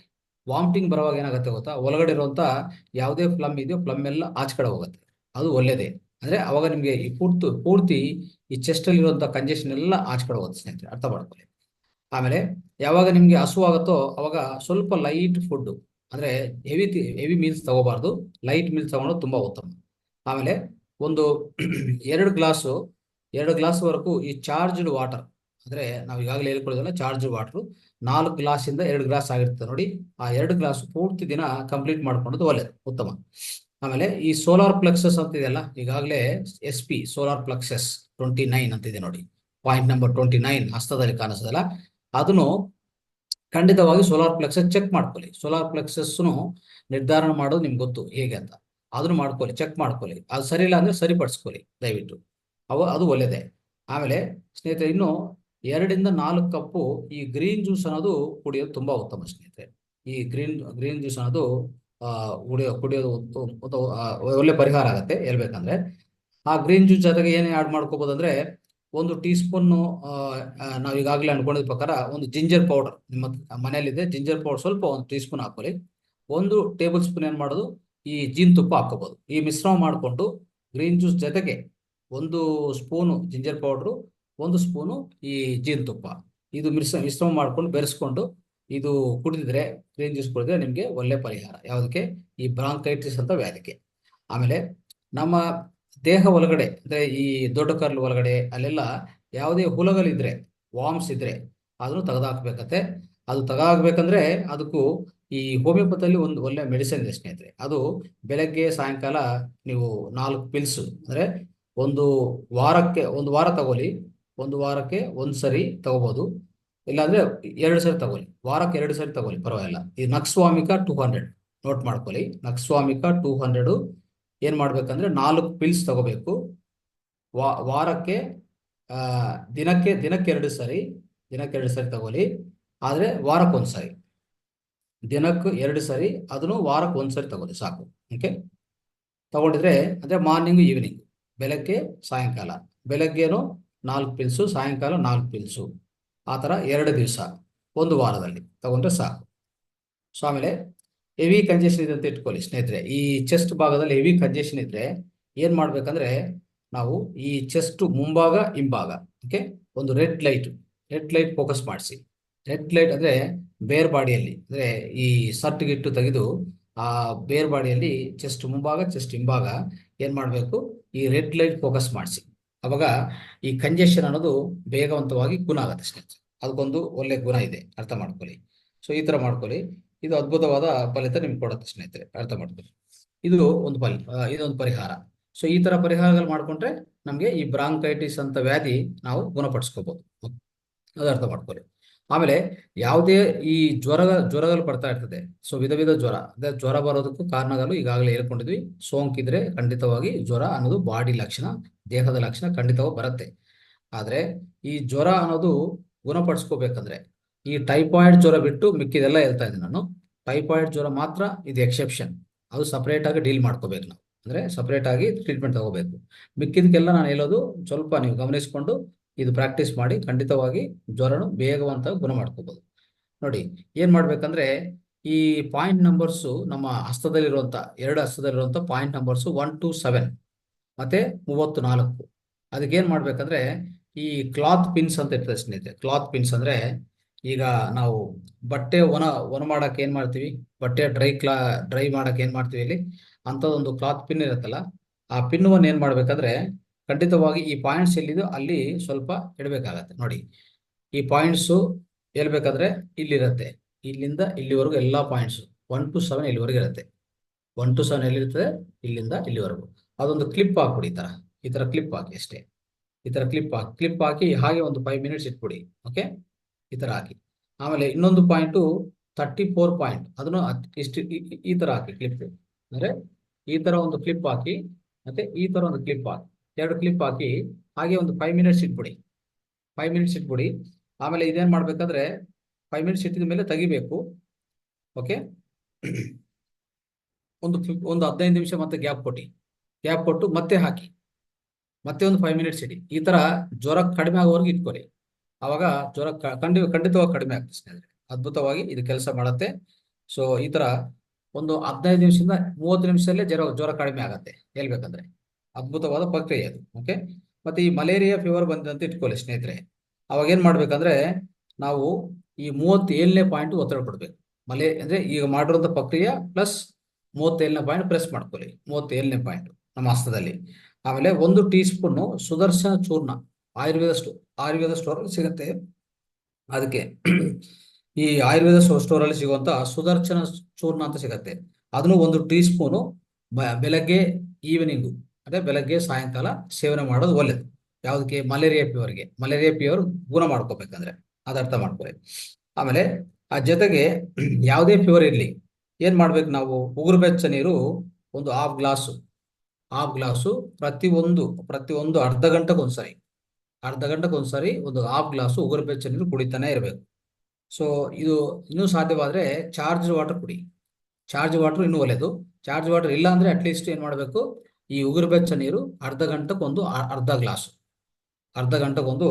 ಒಂದು ಹಾಫ್ ಗ್ಲಾಸ್ ನೀರು ಕುಡಿತಾ ಇದ್ರೆ, ಅದನ್ನು ಉಗುರು ಬೆಚ್ಚ ನೀರು ಕುಡಿತಾ ಇದ್ರೆ ಯಾವುದೇ ಫೀವರ್ ಬೇಗವಂತವಾಗಿ ಗುಣ ಆಗತ್ತೆ ಸ್ನೇಹಿತರೆ, ಅರ್ಥ ಮಾಡ್ಕೊಳ್ಳಿ. ಓಕೆ, ಸೊ ಇದು ಪ್ರಧಾನವಾಗಿ ನಾವು ಫಾಲೋ ಮಾಡಬೇಕಾಗಿರೋ ಸ್ನೇಹಿತರೆ. ಆಮೇಲೆ ಇನ್ನೊಂದೇನಂದ್ರೆ ಈ ಕೆಮ್ಮು ಅನ್ನೋದು ಹೆಚ್ಚಾಗಿ ಬರ್ತದೆ ಅಂತ ಇಟ್ಕೊಳ್ಳಿ. ಸ್ವಲ್ಪ ಜನಗೆ ಈ ಕೆಮ್ಮು ಒಂದೇ ಸರಿ ಹಠಾತ್ ಆಗಿ ತುಂಬಾ ಹೆಚ್ಚಾಗಿ ಬರ್ತಾ ಇರ್ತದೆ. ಅವಾಗ ಏನ್ ಮಾಡ್ಬೇಕು ಅಂತಂದ್ರೆ, ನಾವು ಒಂದು ಪಾಯಿಂಟ್ ನಂಬರ್ಸ್ ನೋಡ್ಕೊಳ್ಳಿ ನಮ್ಮ 2 ಹಸ್ತದಲ್ಲಿ ಮತ್ತೆ ಕಾಲಲ್ಲಿ. ಪಾಯಿಂಟ್ ನಂಬರ್ 1 to 7 ಅದು ಪ್ರೆಸ್ ಮಾಡ್ಕೋಬೇಕು. 30, 34, 38 ಈ 3 ಪಾಯಿಂಟ್ಸ್. ಅವಾಗ ಎಷ್ಟಾಯ್ತು ಟೋಟಲು? 7, 8, 9, 10 ಪಾಯಿಂಟ್ಸ್ ಆಯ್ತು. 10 ಪಾಯಿಂಟ್ಸ್ ಸರಿಯಾಗಿ ಪ್ರೆಷರ್ ಕೊಡಿ, ಅಂದ್ರೆ ಆಕ್ಯುಪ್ರೆಷರ್ ಟ್ರೀಟ್ಮೆಂಟ್ ಕೊಡಿ, ತುಂಬಾ ಒಳ್ಳೇದಾಗುತ್ತೆ ಸ್ನೇಹಿತರೆ. ಆಮೇಲೆ ಇನ್ನೊಂದು ಏನ್ ಮಾಡ್ಬೇಕಂದ್ರೆ, ಒಂದು ಉಗುರು ಬೆಚ್ಚ ನೀರು ಒಂದು ಲೋಟ ನೀರು ತಗೊಳ್ಳಿ.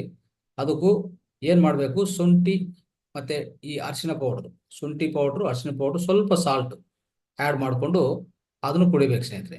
ಅದು ಕುಡಿದ್ರೆ ಇವ್ರಿಗೆ ಈ ಯಾವುದೇ ಈ ಕೆಮ್ಮು ಹೆಚ್ಚು ಬರ್ತಾ ಇದೆಯಲ್ಲ, ಈ ಕೆಮ್ಮು ಅನ್ನೋದು ಕಡಿಮೆ ಆಗ್ತದೆ. ಆಮೇಲೆ ಇನ್ನೊಂದು ಏನ್ ಮಾಡ್ಬೇಕಂದ್ರೆ, ಒಂದು ಒಳ್ಳೆ ಪ್ರಕ್ರಿಯೆ ಇದೆ, ಅದು ತೋರಿಸ್ತೀನಿ. ಅದು ಪ್ರೆಸ್ ಮಾಡಿ ಖಂಡಿತವಾಗಿ ನಿಮ್ಗೆ ಇನ್ನು ಸ್ವಲ್ಪ ಹೆಚ್ಚಾಗಿ ವೇಗವಂತ ಗುಣ ಆಗತ್ತೆ. ಈ ಕೆಮ್ಮು ಹೆಚ್ಚು ಬರೋದು ಕಡಿಮೆ ಆಗ್ತದೆ, ತಕ್ಷಣವೇ ನಿಲ್ಲಿಸ್ಬೋದು ಸ್ನೇಹಿತರೆ. ನೋಡ್ಕೊಳ್ಳಿ, ಇದು ಈ ಮಧ್ಯ ಬೆರಳು ಇದೆಲ್ಲ, ಮಧ್ಯ ಬೆರಳಲ್ಲಿ ಇದಿದೆ ನೋಡಿ.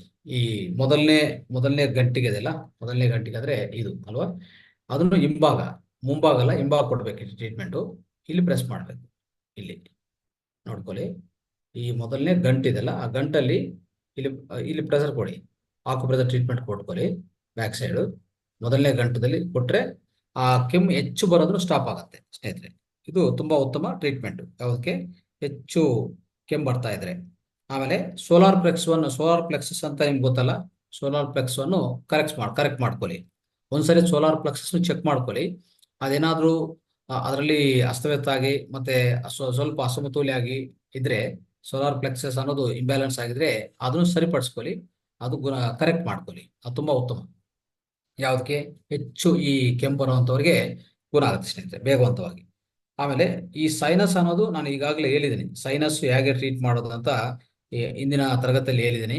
ಸೊ ಅದು ಮತ್ತೆ ಒಂದ್ಸರಿ ನೀವು ಮನ್ನ ಮಾಡ್ಕೊಂಡ್ರೆ, ಸೈನಸ್ ಅಂತ ವ್ಯಾಧಿಗೆ ಏನ್ ಮಾಡ್ಬೇಕು? ಎಲ್ಲ ಈ 4 ಬೆರಳಿದೆಲ್ಲ, 4 ಬೆರಳು ತುದಿ ಭಾಗಲು ಚೆನ್ನಾಗಿ ಪ್ರೆಸ್ ಮಾಡ್ಕೋಬೇಕು. ಮತ್ತೆ 4 ಪಾದಗಳಿರುವಂತ 4 ಬೆರಳು ಏನಿದೆಯೋ, ಹೆಬ್ಬೆರಳು ಬಿಟ್ಟು ಮಿಕ್ಕಿದ 4 ಬೆರಳು ಅದನ್ನು ತುದಿ ಭಾಗ ಚೆನ್ನಾಗಿ ಪ್ರೆಸ್ ಮಾಡ್ಕೊಂಡ್ರೆ ಈ ಸೈನಸ್ ಅನ್ನೋದು ಅತಿ ವೇಗವಂತವಾಗಿ ಗುಣ ಆಗುತ್ತೆ ಸ್ನೇಹಿತರೆ. ಇದು ನಾವು ಈಗಾಗಲೇ ನೋಡಿದ್ವಿ. ಆಮೇಲೆ ಸೈನಸ್ಗೆ ಏನ್ ಮಾಡ್ಬೇಕು? ಇನ್ನೊಂದಂದ್ರೆ, ಈ ನಮ್ಮ ದೇಹದಲ್ಲಿ ಹೆಚ್ಚು ಉಷ್ಣತೆ ಏನಿದೆಯೋ ಅದು ತೆಗೆದುಹಾಕಬೇಕಂತ ಅದೊಂದು ಪ್ರಯತ್ನ ಮಾಡಿ. ಈಗಾಗಲೇ ನಾವು ಹಾರ್ದೆ ಪೌಡರ್ ಅಂತ ತಿಳ್ಕೊಂಡಿದ್ವಿ. ಹಾರ್ದೆ ಪೌಡರ್ ಏನು ಅನ್ಕೊಂಡಿದ್ವೋ, ಹಾರ್ದೆ ಪೌಡರು ಈಗಾಗಲೇ ತಿಳ್ಕೊಂಡಿದ್ವಲ್ಲ, ಆ ಪೌಡರ್ನು ಯೂಸ್ ಮಾಡಿಕೊಂಡು ಅದೇ ಆ ಎಕ್ಸೆಸ್ ಹೀಟು ಅಂದ್ರೆ ನಮ್ಮ ಹೊರಗಡೆ ಹೆಚ್ಚು ಉಷ್ಣತೆ ಏನಿದೆಯೋ ಅದು ತೆಗೆದುಹಾಕ್ಬೇಕು. ಈ ಸೈನಸ್ ವ್ಯಾಧಿಗೂ ಹೆಲ್ಪ್ ಆಗತ್ತೆ, ಅದನ್ನು ಪಾಲನೆ ಮಾಡಿ ಸ್ನೇಹಿತರೆ. ಇಂಥದ್ದು ಏನಾಗಿದೆ ಅಂದ್ರೆ, ಒಂದು ವ್ಯಕ್ತಿ ಇದೇ ತರ ಈ ಕ್ರಾನಿಕ್ ಅಂದ್ರೆ ಹೇಳ್ಬೇಕಂದ್ರೆ ಸೈನಸ್ ಅನ್ನೋದು ತುಂಬಾ ದಿವಸದಿಂದ ಇತ್ತು. ಅವರು ಆ ಕಾಕುಬೆದ ಡಾಕ್ಟರ್ ಹತ್ರ ಬರ್ತಾರೆ. ಅವನಿಗೆ ಆಪರೇಷನ್ ಮಾಡಿದ್ರು ಆ ಸೈನಸ್ ಕ್ಯೂರ್ ಆಗ್ತಾ ಇಲ್ಲ ಅಂತ ಪರಿಸ್ಥಿತಿ. ಅವಾಗ ಏನಾಗತ್ತೆ ಅಂದ್ರೆ, ಪ್ರತಿಯೊಂದು ದಿವಸ ಅವ್ರು ನಿದ್ದೆ ಮಾಡುವಾಗ ಈ ಬಾಯಿಯನ್ನು ಓಪನ್ ಮಾಡ್ಕೊಂಡು ತೆರೆಸ್ಕೊಂಡು ನಿದ್ರೆ ಮಾಡ್ತಾನೆ. ಅಂದ್ರೆ ಈ ಉಸಿರಾಟ ಅನ್ನೋದು ಮೂಗಿಂದ ಆಗ್ತಾ ಇಲ್ಲ ಅವ್ರಿಗೆ, ಈ ಬಾಯಿಂದ ಆಗ್ತಾ ಇದೆ, ಅರ್ಥ ಮಾಡ್ಕೊಳ್ಳಿ. ಸೊ ಅಂತ ಪರಿಸ್ಥಿತಿಯಲ್ಲಿ ಏನ್ ಮಾಡ್ತಾನೆ? ಈ ಟ್ರೀಟ್ಮೆಂಟ್ ಶುರು ಮಾಡ್ತಾನೆ. ಅಂದ್ರೆ ಈ ಆಕ್ಯುಪ್ರೆಷರ್ ಟ್ರೀಟ್ಮೆಂಟ್ ಶುರು ಮಾಡ್ತಾನೆ. ಶುರು ಮಾಡುವಾಗ ಏನಾಗುತ್ತೆ ಗೊತ್ತಾ? 4ನೇ ನೈಟು ಇವತ್ತು ಸ್ಟಾರ್ಟ್ ಮಾಡಿದ್ರೆ 4ನೇ ನೈಟು 4ನೇ ದಿನ ನೈಟ್ ಟೈಮಲ್ಲಿ ರಾತ್ರಿಯಲ್ಲಿ ಆರಾಮಾಗಿ ನಿದ್ದೆ ಮಾಡ್ತಾನೆ, ಉಸಿರಾಟವನ್ನು ಮೂಗಿಂದ ಮಾಡ್ತಾನೆ, ಬಾಯಿ ಕ್ಲೋಸ್ ಮಾಡ್ಕೊಂಡು ಮಾಡ್ತಾನೆ. ಸೊ ಅಂತ ಅದ್ಭುತವಾದ ಫಲಿತ ಸಿಗತ್ತೆ ನೋಡಿ. ಯಾವುದಕ್ಕೆ? ಸೈನಸ್ಗೆ. ನಾವು ಸೈನಸ್ಗೆ ನಿಮ್ಗೆ ಹೇಳಿದ್ವಿ. ಯಾರಾದ್ರೂ ಸೈನಸ್ ಇದ್ರೆ ಡಾಕ್ಟರ್ ಹತ್ರ ಹೋಗೋದು, ತೋರಿಸ್ಕೊಂಡೋದು, ಅದಕ್ಕೂ ಇನ್ನೊಂದು ಮದ್ದು ತಗೊಂಡೋದು, ಅದರಿಂದ ಇನ್ನೊಂದು ಬೇರೆ ಬೇರೆ ಸೈಡ್ ಎಫೆಕ್ಟ್ಸ್ ಆಗೋದು ನೋಡ್ತಾ ಇರ್ತೀವಿ. ಅದು ಬಿಟ್ಬಿಟ್ಟು ನೀವು ಈ ತರ ಮಾಡ್ಕೊಳ್ಳಿ. ಆಕ್ಯುಪ್ರೆಷರಲ್ಲಿ ಸೈನಸ್ಗೆ ಈಗಾಗಲೇ ಮೊನ್ನೆ ತರಗತಿಯಲ್ಲಿ ಹೇಳಿದ್ದೀನಿ, ಪ್ರತ್ಯೇಕವಾಗಿ ಒಂದು ಸೆಷನ್ ಮಾಡಿದ್ದೀನಿ ಸೈನಸ್ಗೆ. ಅದನ್ನು ದಯವಿಟ್ಟು ಪಾಲನೆ ಮಾಡಿ. ಆ ಪಾಲನೆ ಮಾಡ್ತಾ ಆ ಜೊತೆಗೆ ಬಾಡಿಯಲ್ಲಿ ಹೆಚ್ಚು ಉಷ್ಣತೆ ಇದೆಯಲ್ಲ ಅದನ್ನು ತೆಗೆದಾಕಕ್ಕೆ ಆಹಾರದೇ ಪೌಡರ್ ಬಲಿಸ್ಕೊಂಡು ಅದನ್ನು ಒಂದು ಪ್ರಯತ್ನ ಮಾಡಿ. ಈ ಎರಡು ಮಾಡಿದ್ರೆ ಸಾಕು, ಸೈನಸ್ ಪೂರ್ತಿ ಗುಣ ಆಗುತ್ತೆ ಸ್ನೇಹಿತರೆ. ಆಮೇಲೆ ಈ ಟಾನ್ಸಲ್ಸ್ ಅಂತ ಇದೆ ನೋಡಿ, ತುಂಬಾ ಜನಕ್ಕೆ ಈ ಟಾನ್ಸಲ್ಸ್ ಬಂದಿರ್ತದೆ ಅಲ್ವಾ. ಈ ಟಾನ್ಸಲ್ಸ್ ತೆಗೆದಾಕ್ಬೇಕು, ಆಪರೇಷನ್ ಮಾಡ್ಬೇಕಂತ ಪರಿಸ್ಥಿತಿ ಬರುತ್ತೆ. ಅದೆಲ್ಲ ಏನ್ ತೆಗೆದಾಕೋದು ಬೇಕಾಗಿಲ್ಲ ಸ್ನೇಹಿತರೆ. ಈ ಟ್ರೀಟ್ಮೆಂಟ್ ನಾವು ಇಲ್ಲಿ ಇವಾಗ ಹೇಳ್ತಾರಂತ ಟ್ರೀಟ್ಮೆಂಟ್ ಪಾಲನೆ ಮಾಡಿ ಖಂಡಿತವಾಗಿ ನೀವು ಗುಣಪಡಿಸ್ಕೋಬಹುದು. ಟಾನ್ಸಿಲ್ಸ್ ಏನ್ ತೊಂದರೆ ಕೊಡಲ್ಲ ನಿಮ್ಗೆ. ಏನಂತಂದ್ರೆ 1 to 7 ಸ್ನೇಹಿತರೆ, ಪಾಯಿಂಟ್ ನಂಬರ್ 1 to 7 ಮತ್ತೆ 34 ಇದನ್ನು ಪ್ರೆಸ್ ಮಾಡಬೇಕು ನೀಟಾಗಿ, ಅದು ಅರ್ಥ ಮಾಡ್ಕೊಳ್ಳಿ. ಆಮೇಲೆ ಈ ಬಾಯಿ ಮತ್ತೆ ಈ ಗಂಟ್ಲಿದೆಲ್ಲ ಸ್ವಲ್ಪ ಕ್ಲೀನ್ ಮಾಡ್ಕೊಂಡು ಇಟ್ಕೋಬೇಕು ಯಾವಾಗ್ಲೂ. ಮತ್ತೆ ಏನ್ ಮಾಡ್ಬೇಕಂದ್ರೆ ಈ ಗಾರ್ಗ್ಲಿಂಗ್ ಮಾಡಿ ಚೆನ್ನಾಗಿ. ಈ ಉಗುರ್ಬೆಚ್ಚ ನೀರಿಗೆ ಸ್ವಲ್ಪ ಸಾಲ್ಟ್ ಬೇಕಾದ್ರೆ ಸ್ವಲ್ಪ ಅರಿಶಿನ ಪೌಡರ್ ಹಾಕೊಂಡು ಚೆನ್ನಾಗಿ ಗಾರ್ಗಿಲ್ ಮಾಡಿದ್ರೆ ಈ ಪೂರ್ತಿ ಈ ಗಂಟ್ಲು ಏನಿದೆಯೋ ಅದೆಲ್ಲ ಶುದ್ಧವಾಗುತ್ತೆ ಸ್ನೇಹಿತರೆ. ಅದು ದಿನಕ್ಕೆ 3 ಸರಿ ಮಾಡಿ, ತುಂಬಾ ಉತ್ತಮ ಆಗುತ್ತೆ ನಿಮ್ಗೆ. ಆಮೇಲೆ ಇನ್ನೊಂದು ಏನ್ ಮಾಡ್ಬೇಕಂದ್ರೆ ಸ್ನೇಹಿತರೆ, ಈ ಹೀಟ್ ಅಂದ್ರೆ ನಮ್ಮ ಹೊಟ್ಟೆದಲ್ಲಿ ಹೀಟ್ ಹೆಚ್ಚಿದೆ ಅಂತ ಇಟ್ಕೊಳ್ಳಿ. ಹೀಟ್ ಹೆಚ್ಚಿದ್ರೆ ಖಂಡಿತವಾಗಿ ಆಗೋದು ಈ ಟಾನ್ಸಿಲ್ಸ್ಗೂ ಕಾರಣ ಅದೇ ಹೇಳ್ಬೇಕಂದ್ರೆ. ಆಮೇಲೆ ಇನ್ನೊಂದು ಏನ್ ಮಾಡ್ಬೋದು, ಅಂತ ಸಮಯದಲ್ಲಿ ಸ್ವಲ್ಪ ಉಗುರು ಬೆಚ್ಚ ನೀರು ಮತ್ತೆ ಲೈಟ್ ಫುಡ್ ತಗೋಬೇಕು, ಹೆಚ್ಚಾಗಿ ತಗೋಬಾರ್ದು. ಈ ಪರಿಸ್ಥಿತಿ ಟಾನ್ಸಿಲ್ಸ್ ಇರೋರಿಗೆ ಹೇಳ್ತಾ ಇದ್ದೀನಿ ನಾನು. ಕಾರಣ ಬಂದು ನಮ್ಮ ಹೊಟ್ಟೆದಲ್ಲಿ ಹೆಚ್ಚು ಉಷ್ಣ ಆಗಿ ಈ ಟಾನ್ಸಿಲ್ಸ್ ಬರೋದು. ಅದು ಹೆಚ್ಚು ಉಷ್ಣ ಆದ್ಮೇಲೆ ಏನೇನಾಗ್ತದೆ ನಮ್ಗೆ ಈಗಾಗಲೇ ತಿಳ್ಕೊಂಡಿದ್ವಿ ಅಲ್ವಾ. ಹೆಚ್ಚು ಉಷ್ಣ ಆಗುವಾಗನೇ ಸೊ ಖಂಡಿತವಾಗಿ ಈ ತರ ಆಗ್ತದೆ. ಆಮೇಲೆ ಈ ಟಾನ್ಸಿಲ್ಸ್ ಸ್ವಲ್ಪ ಇಲ್ಲಿ ಸ್ವಲ್ಪ ಉಬ್ಬು ಬರುತ್ತೆ, ಅಂದ್ರೆ ಸ್ವೆಲ್ ಆಗುತ್ತೆ. ಈ ಸ್ವೆಲ್ ಆಗುತ್ತೆ, ಎರಡು ಟಾನ್ಸಿಲ್ಸ್ ಸ್ವಲ್ಪ ಸ್ವೆಲ್ ಆಗೋದು, ಉಬ್ಬು ಬರ್ತದಲ್ಲ. ಅವಾಗ ಏನ್ ಮಾಡ್ಬೇಕಂದ್ರೆ ಅಂತ ಪ್ರದೇಶದಲ್ಲಿ ಏನ್ ಮಾಡ್ತೀವಿ ಅಂದ್ರೆ ಈ ಟರ್ಮರಿಕ್ ಪೌಡರ್ ಇದೆಲ್ಲ ಪೇಸ್ಟ್ ಮಾಡಿ ಅಪ್ಲೈ ಮಾಡಿ ಸ್ನೇಹಿತರೆ. ಪೇಸ್ಟ್ ಮಾಡಿಬಿಟ್ಟು ಎರಡು ಕಡೆ ಸ್ವಲ್ಪ ಉಜ್ಬೇಕಾಗತ್ತೆ, ಅಂದ್ರೆ ಅಪ್ಲೈ ಮಾಡಿ ಸ್ವಲ್ಪ ಅದ್ರ ಮೇಲೆ ಹಚ್ಬೇಕಾಗತ್ತೆ. ಹಚ್ಚಿದ ಮೇಲೆ ಖಂಡಿತವಾಗಿ ಈ ಇನ್ನೊಂದು ಏನಂದ್ರೆ ನಾವು ಗಾರ್ಗ್ಲಿಂಗ್ ಹೇಳಿದ್ವಲ್ಲ, ಗಾರ್ಗ್ಲಿಂಗ್ ಮಾಡಿ. ಈ ಗಾರ್ಗ್ಲಿಂಗ್ ಅಂದ್ರೆ ಉಗುರು ಬೆಚ್ಚ ನೀರಿಗೆ ಸ್ವಲ್ಪ ಅರಿಶಿನ ಪೌಡ್ರು, ಸ್ವಲ್ಪ ಈ ಉಪ್ಪಾಂಶ ಹಾಕಿ ಚೆನ್ನಾಗಿ ಗಾರ್ಗ್ಲಿಂಗ್ ಮಾಡಿ ಈ ಪೇಸ್ಟ್ ಇಲ್ಲಿ ಹಚ್ಚಬೇಕು. ಎಲ್ಲಿ ಉಪ್ಪು ಬರ್ತೋ ಅಲ್ಲಿ ಹಚ್ಚಬೇಕು.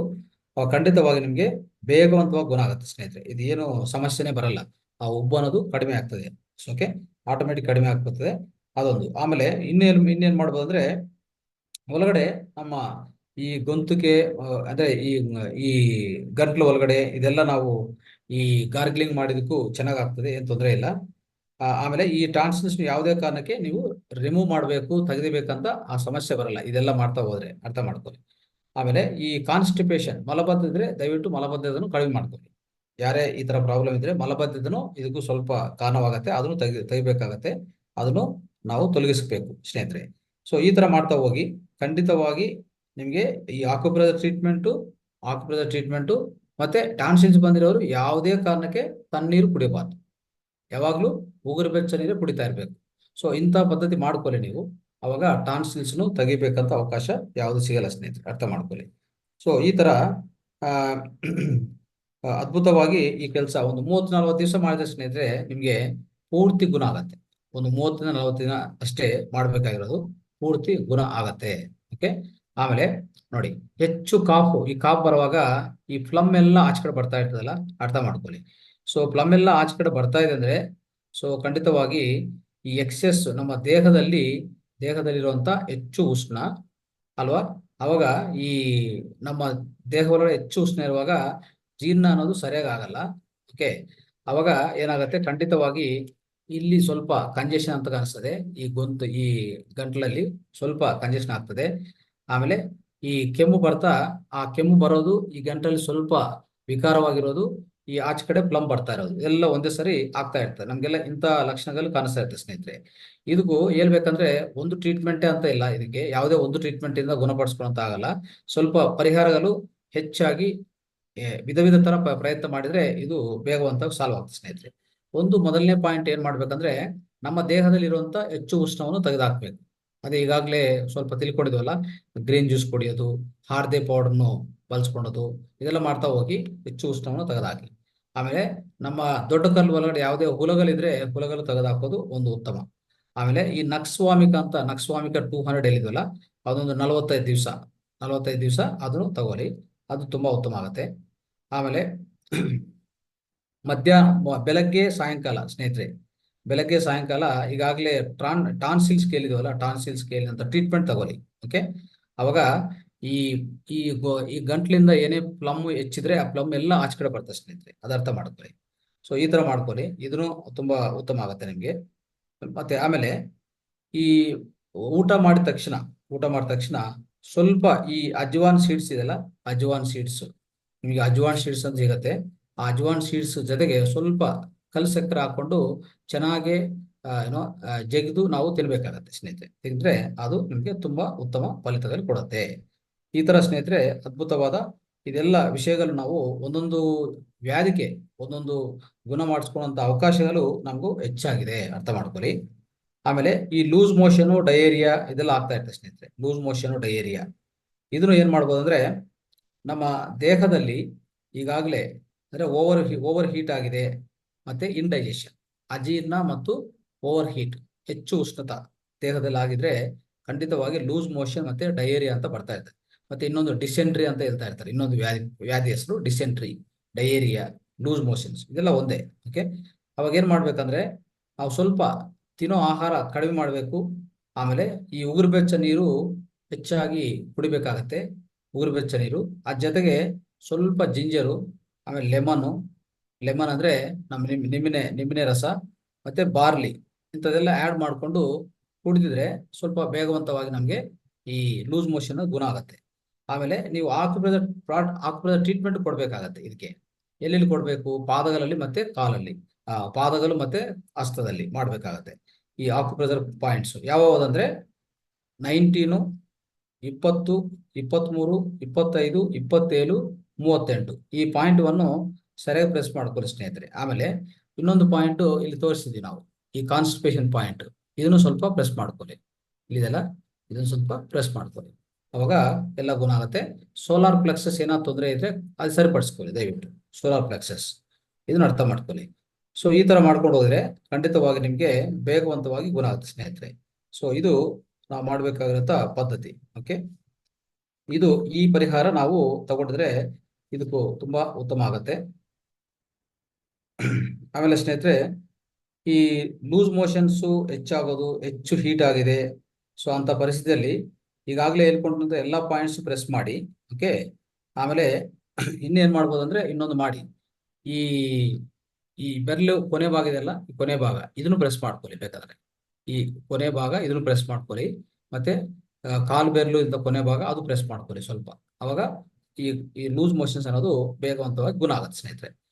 ಇನ್ನು ಈ ಕಲರ ಮತ್ತೆ ಡಯೇರಿಯಾ, ಕಲರ ಬರುವಾಗ ಡಯೇರಿಯಾ ಬರುತ್ತೆ ನೋಡಿ, ಡಯೇರಿಯಾ ಬರುತ್ತೆ, ಅಂತಹದಕ್ಕೂ ಪರಿಷ್ಕಾರ ಇದೆ ಖಂಡಿತವಾಗಿ.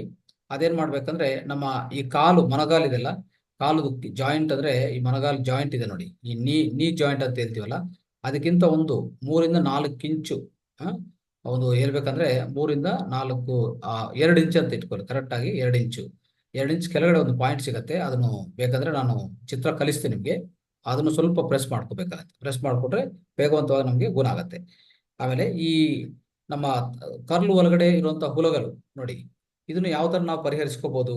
ಅದು ಪರಿಹರಿಸ್ಕೊಂಡಕ್ಕೆ ಏನು ಅಂದ್ರೆ, ಮೊದಲನೇದಾಗಿ ಹುಳಗಳು ಇದೆಯಾ ಇಲ್ಲ ಅಂತ ತಿಳ್ಕೊಂಡಕ್ಕೆ ಹೇಗೆ ಅಂತಂದ್ರೆ, ಮುಂಚೆ ನಾವು ಹೇಳ್ಕೊಟ್ಟಿದ್ವಿ, ಆ ಪಾಯಿಂಟ್ ನಾವು ಪ್ರೆಸ್ ಮಾಡ್ಬೇಕು ನೋಡಿ, ಈ ತರ ಇದೆಯಲ್ಲ, ಈ ಕೈ ಹಿಂಭಾಗ ಇನ್ನೊಂದು ಏನಾಗುತ್ತೆ ಅಂದ್ರೆ, ಇಲ್ಲಿ ಈ ಉಗುರು ಪಕ್ಕದಲ್ಲಿ ಈ ಕೊನೆಯ ಭಾಗ ಸ್ವಲ್ಪ ಪ್ರೆಸ್ ಮಾಡ್ಕೊಂಡಾಗ ಅಲ್ಲಿ ನಮ್ಗೆ ಹೆಚ್ಚು ಈ ನೋವು ಕಾಣಿಸ್ತದೆ. ಹೆಚ್ಚು ನೋವು ಕಾಣಿಸಿದ್ರೆ ಅರ್ಥ ಏನಂದ್ರೆ, ನಿಮ್ಗೆ ಖಂಡಿತವಾಗಿ ಹುಳಗಳು, ಈ ಕರ್ಲು ಹೊರಗಡೆ ಹುಳಗಳು ಇದೆ ಅಂತ ಅರ್ಥ ಆಗತ್ತೆ ಸ್ನೇಹಿತರೆ.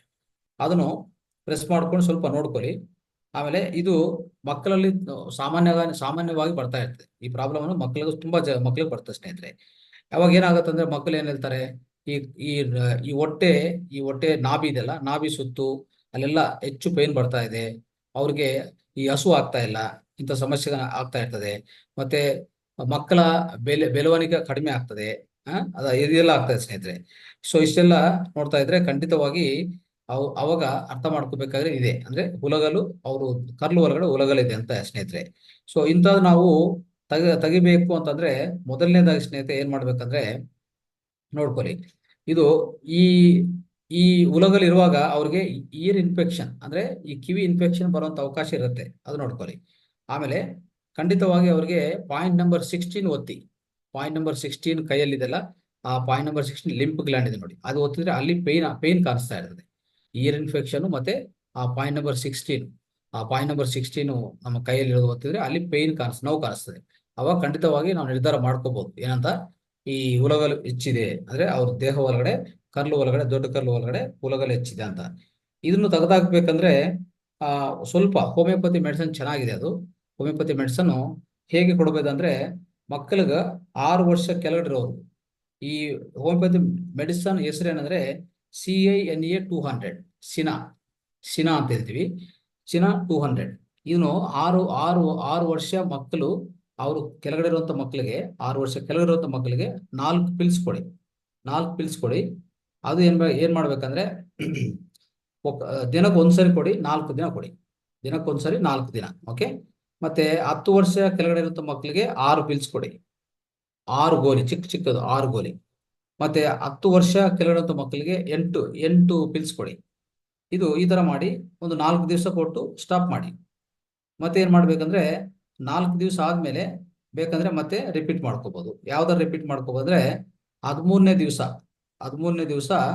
ಸೊ ಮತ್ತೆ ಬೇಕಂದ್ರೆ 13ನೇ ದಿವಸ ಆದ್ಮೇಲೆ ಇದನ್ನು ಈ ಸಿನಾ 12 ಅಂತ ಸಿಗತ್ತೆ. ಸಿನಾ 200 ಆಯ್ತಲ್ಲ, ಸಿನಾ 12 ಅಂತ ಸಿಗತ್ತೆ. ಅದು ಅವಾಗ ಏನ್ ಮಾಡ್ಬೇಕಂದ್ರೆ 3 ಪಿಲ್ಸ್ ಪ್ರತಿ ದಿವಸ 30 ದಿವಸ ಕೊಡ್ಬೇಕು. ಅರ್ಥ ಆಯ್ತಲ್ಲ. ಮೊದಲನೇದು ಸಿನಾ 200 ಯೂಸ್ ಮಾಡಿದ್ವಿ, ಸೆಕೆಂಡ್ ಅದು 4 ದಿವಸ ಕೊಟ್ಟಿದ್ವಿ, ನಿಲ್ಲಿಸಿದ್ವಿ. ಮತ್ತೆ 13ನೇ ದಿವಸಕ್ಕೆ ಹೋಗಿ 13ನೇ ದಿವಸ ಆದ್ಮೇಲೆ ಏನ್ ಮಾಡ್ಬೇಕು, ಸಿನಾ 12 ಅಂತ ಅದನ್ನು ಖರೀದಿ ಮಾಡಿ. ಅದೊಂದು ಹೋಮಿಯೋಪತಿ ಮೆಡಿಸನ್.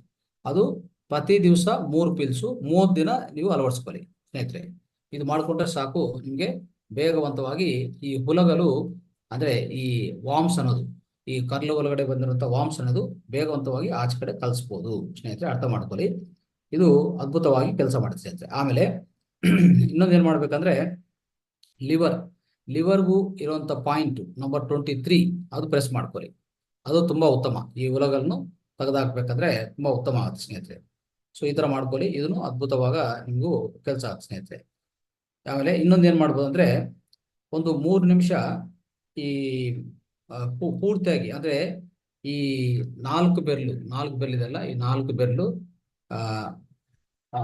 ಆ ಬೆರಳಲ್ಲ, ಈ ಪಾಯಿಂಟ್ ಈ ಪಾಯಿಂಟ್ ತೋರಿಸಿದ್ರಲ್ಲ, ಈ ಕಿರುಬೆರಳು ಹಿಂಭಾಗ ಇಲ್ಲೊಂದು ಪಾಯಿಂಟ್ ಇರ್ತದೆ ನೋಡಿ. ಆ ಪಾಯಿಂಟ್ ಅನ್ನು ಅದೇ ತರ ನಮ್ಮ ಪಾದದಲ್ಲಿರುವಂತ ಕಿರುಬೆರಳಿದೆಯಲ್ಲ ಅಲ್ಲಿ ಆ ಪಾಯಿಂಟ್, ಅದನ್ನು ಪ್ರೆಸ್ ಮಾಡ್ತಾ ಹೋಗಿ.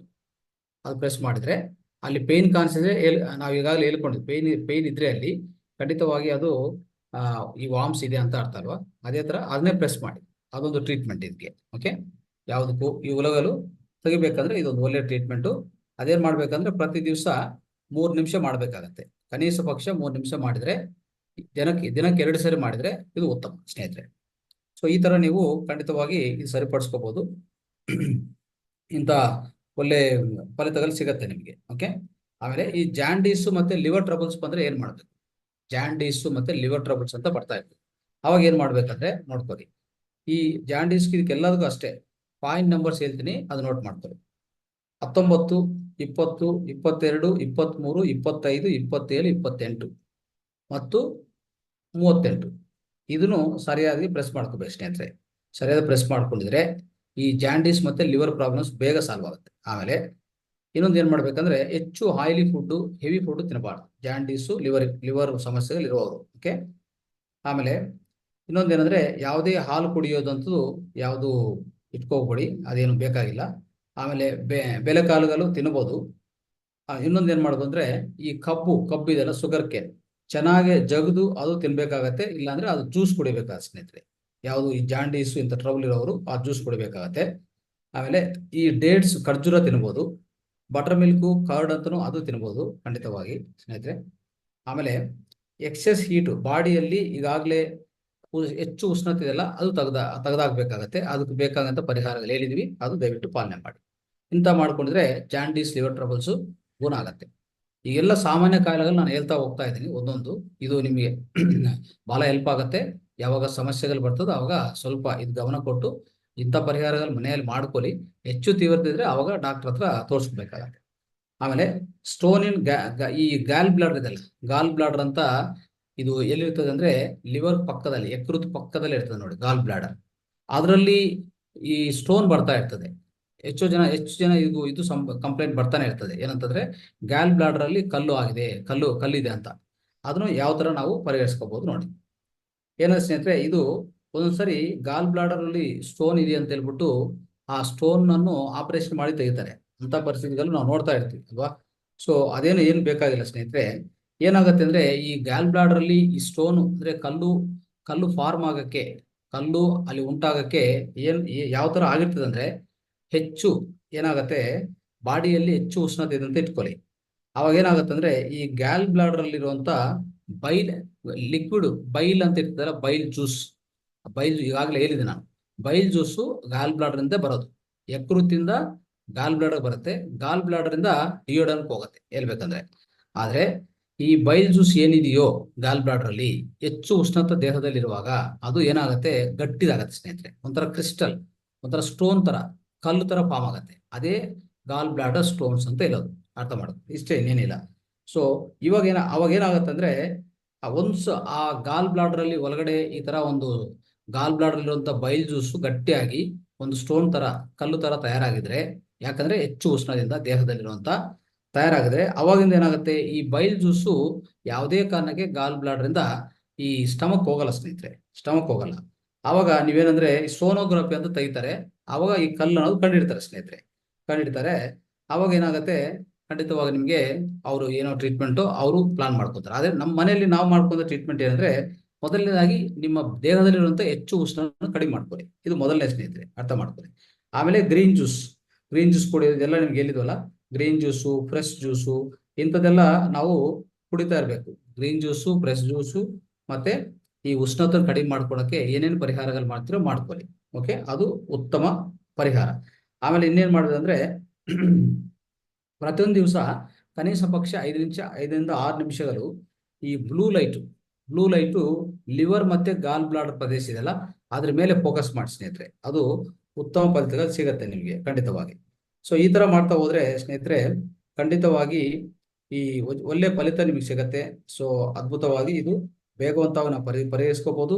ಆಮೇಲೆ ಇದು ಹಾಗೆ ಬಿಟ್ಬಿಟ್ರೆ ಏನಾಗತ್ತಂದ್ರೆ ಹೋಗ್ತಾ ಹೋಗ್ತಾ ಹೆಚ್ಚು ಡ್ಯಾಮೇಜ್ ಆಗುತ್ತೆ ಸ್ನೇಹಿತರೆ.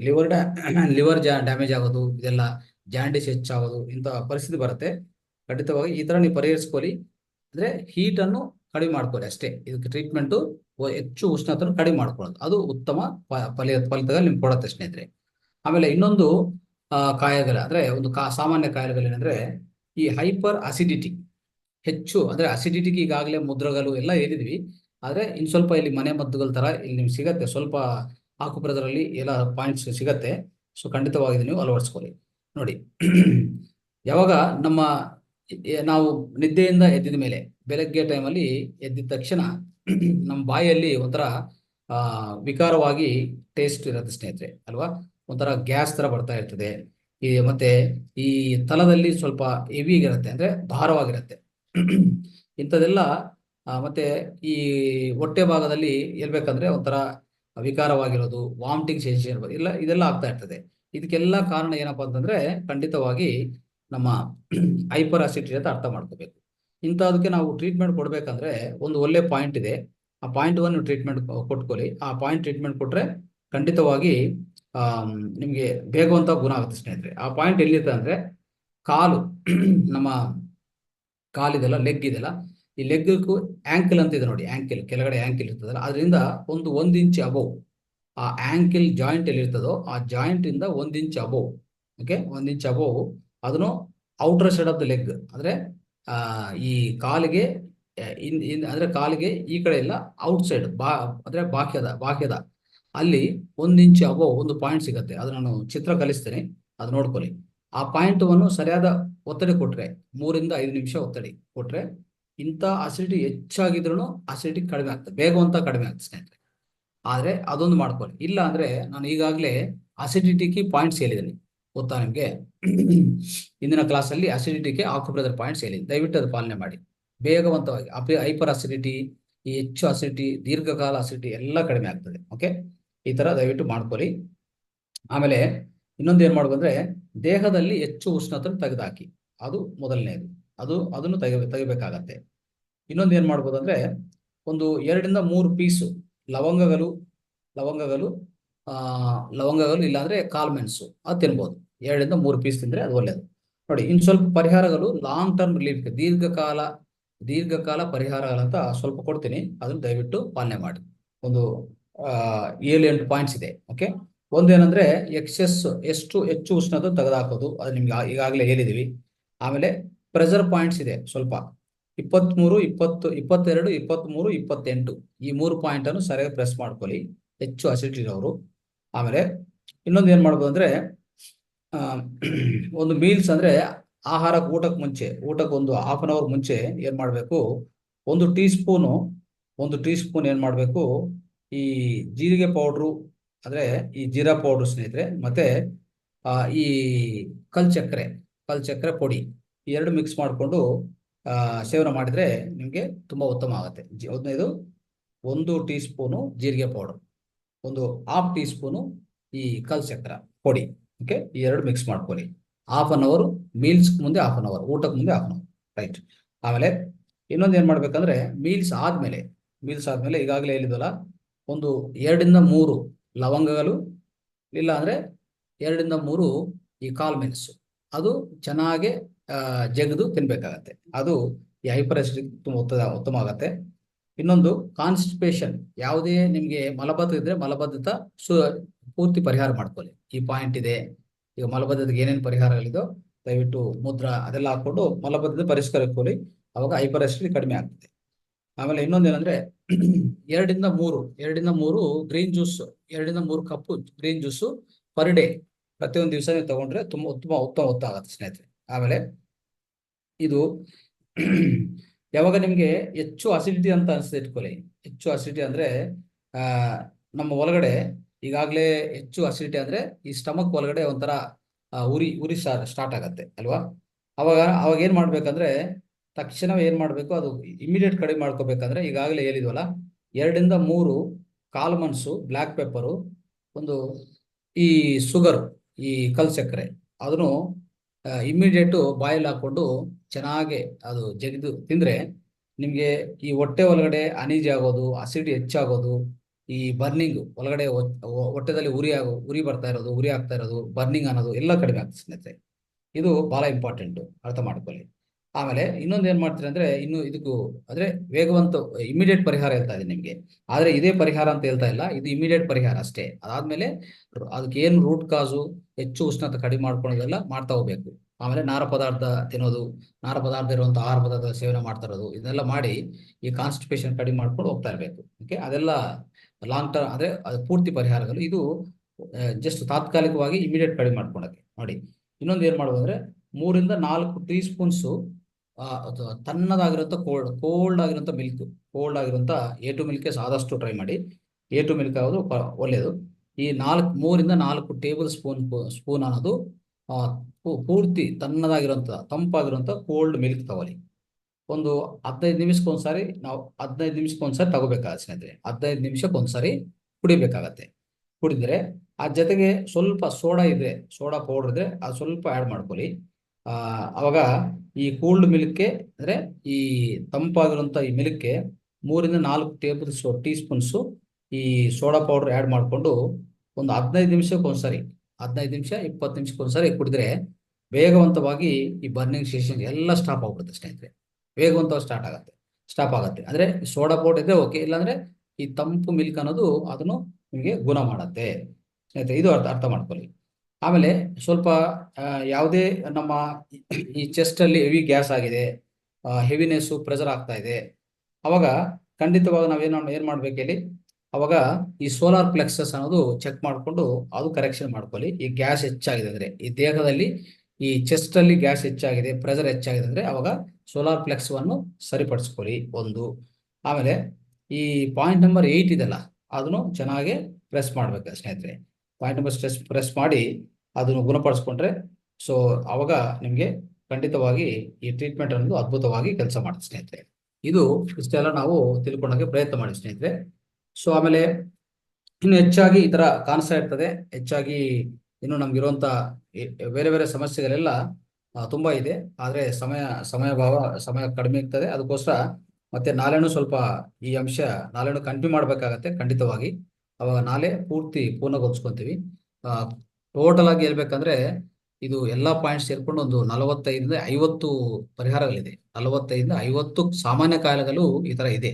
ಹೇಳ್ತಾ ಹೋದ್ರೆ ಒಂದೊಂದಕ್ಕೊಂದು ಪರಿಹಾರ. ಓಕೆ, ಇದೆಲ್ಲಾ ಜೊತೆಗೆ ನಾವು ಧ್ಯಾನ ಮಾಡೋದು ಸರ್ವರೋಗ ನಿವಾರಣೆ. ನಿಮ್ಗೆ ಗೊತ್ತಿರೋ ವಿಷಯ ಇದು ಅಲ್ವಾ?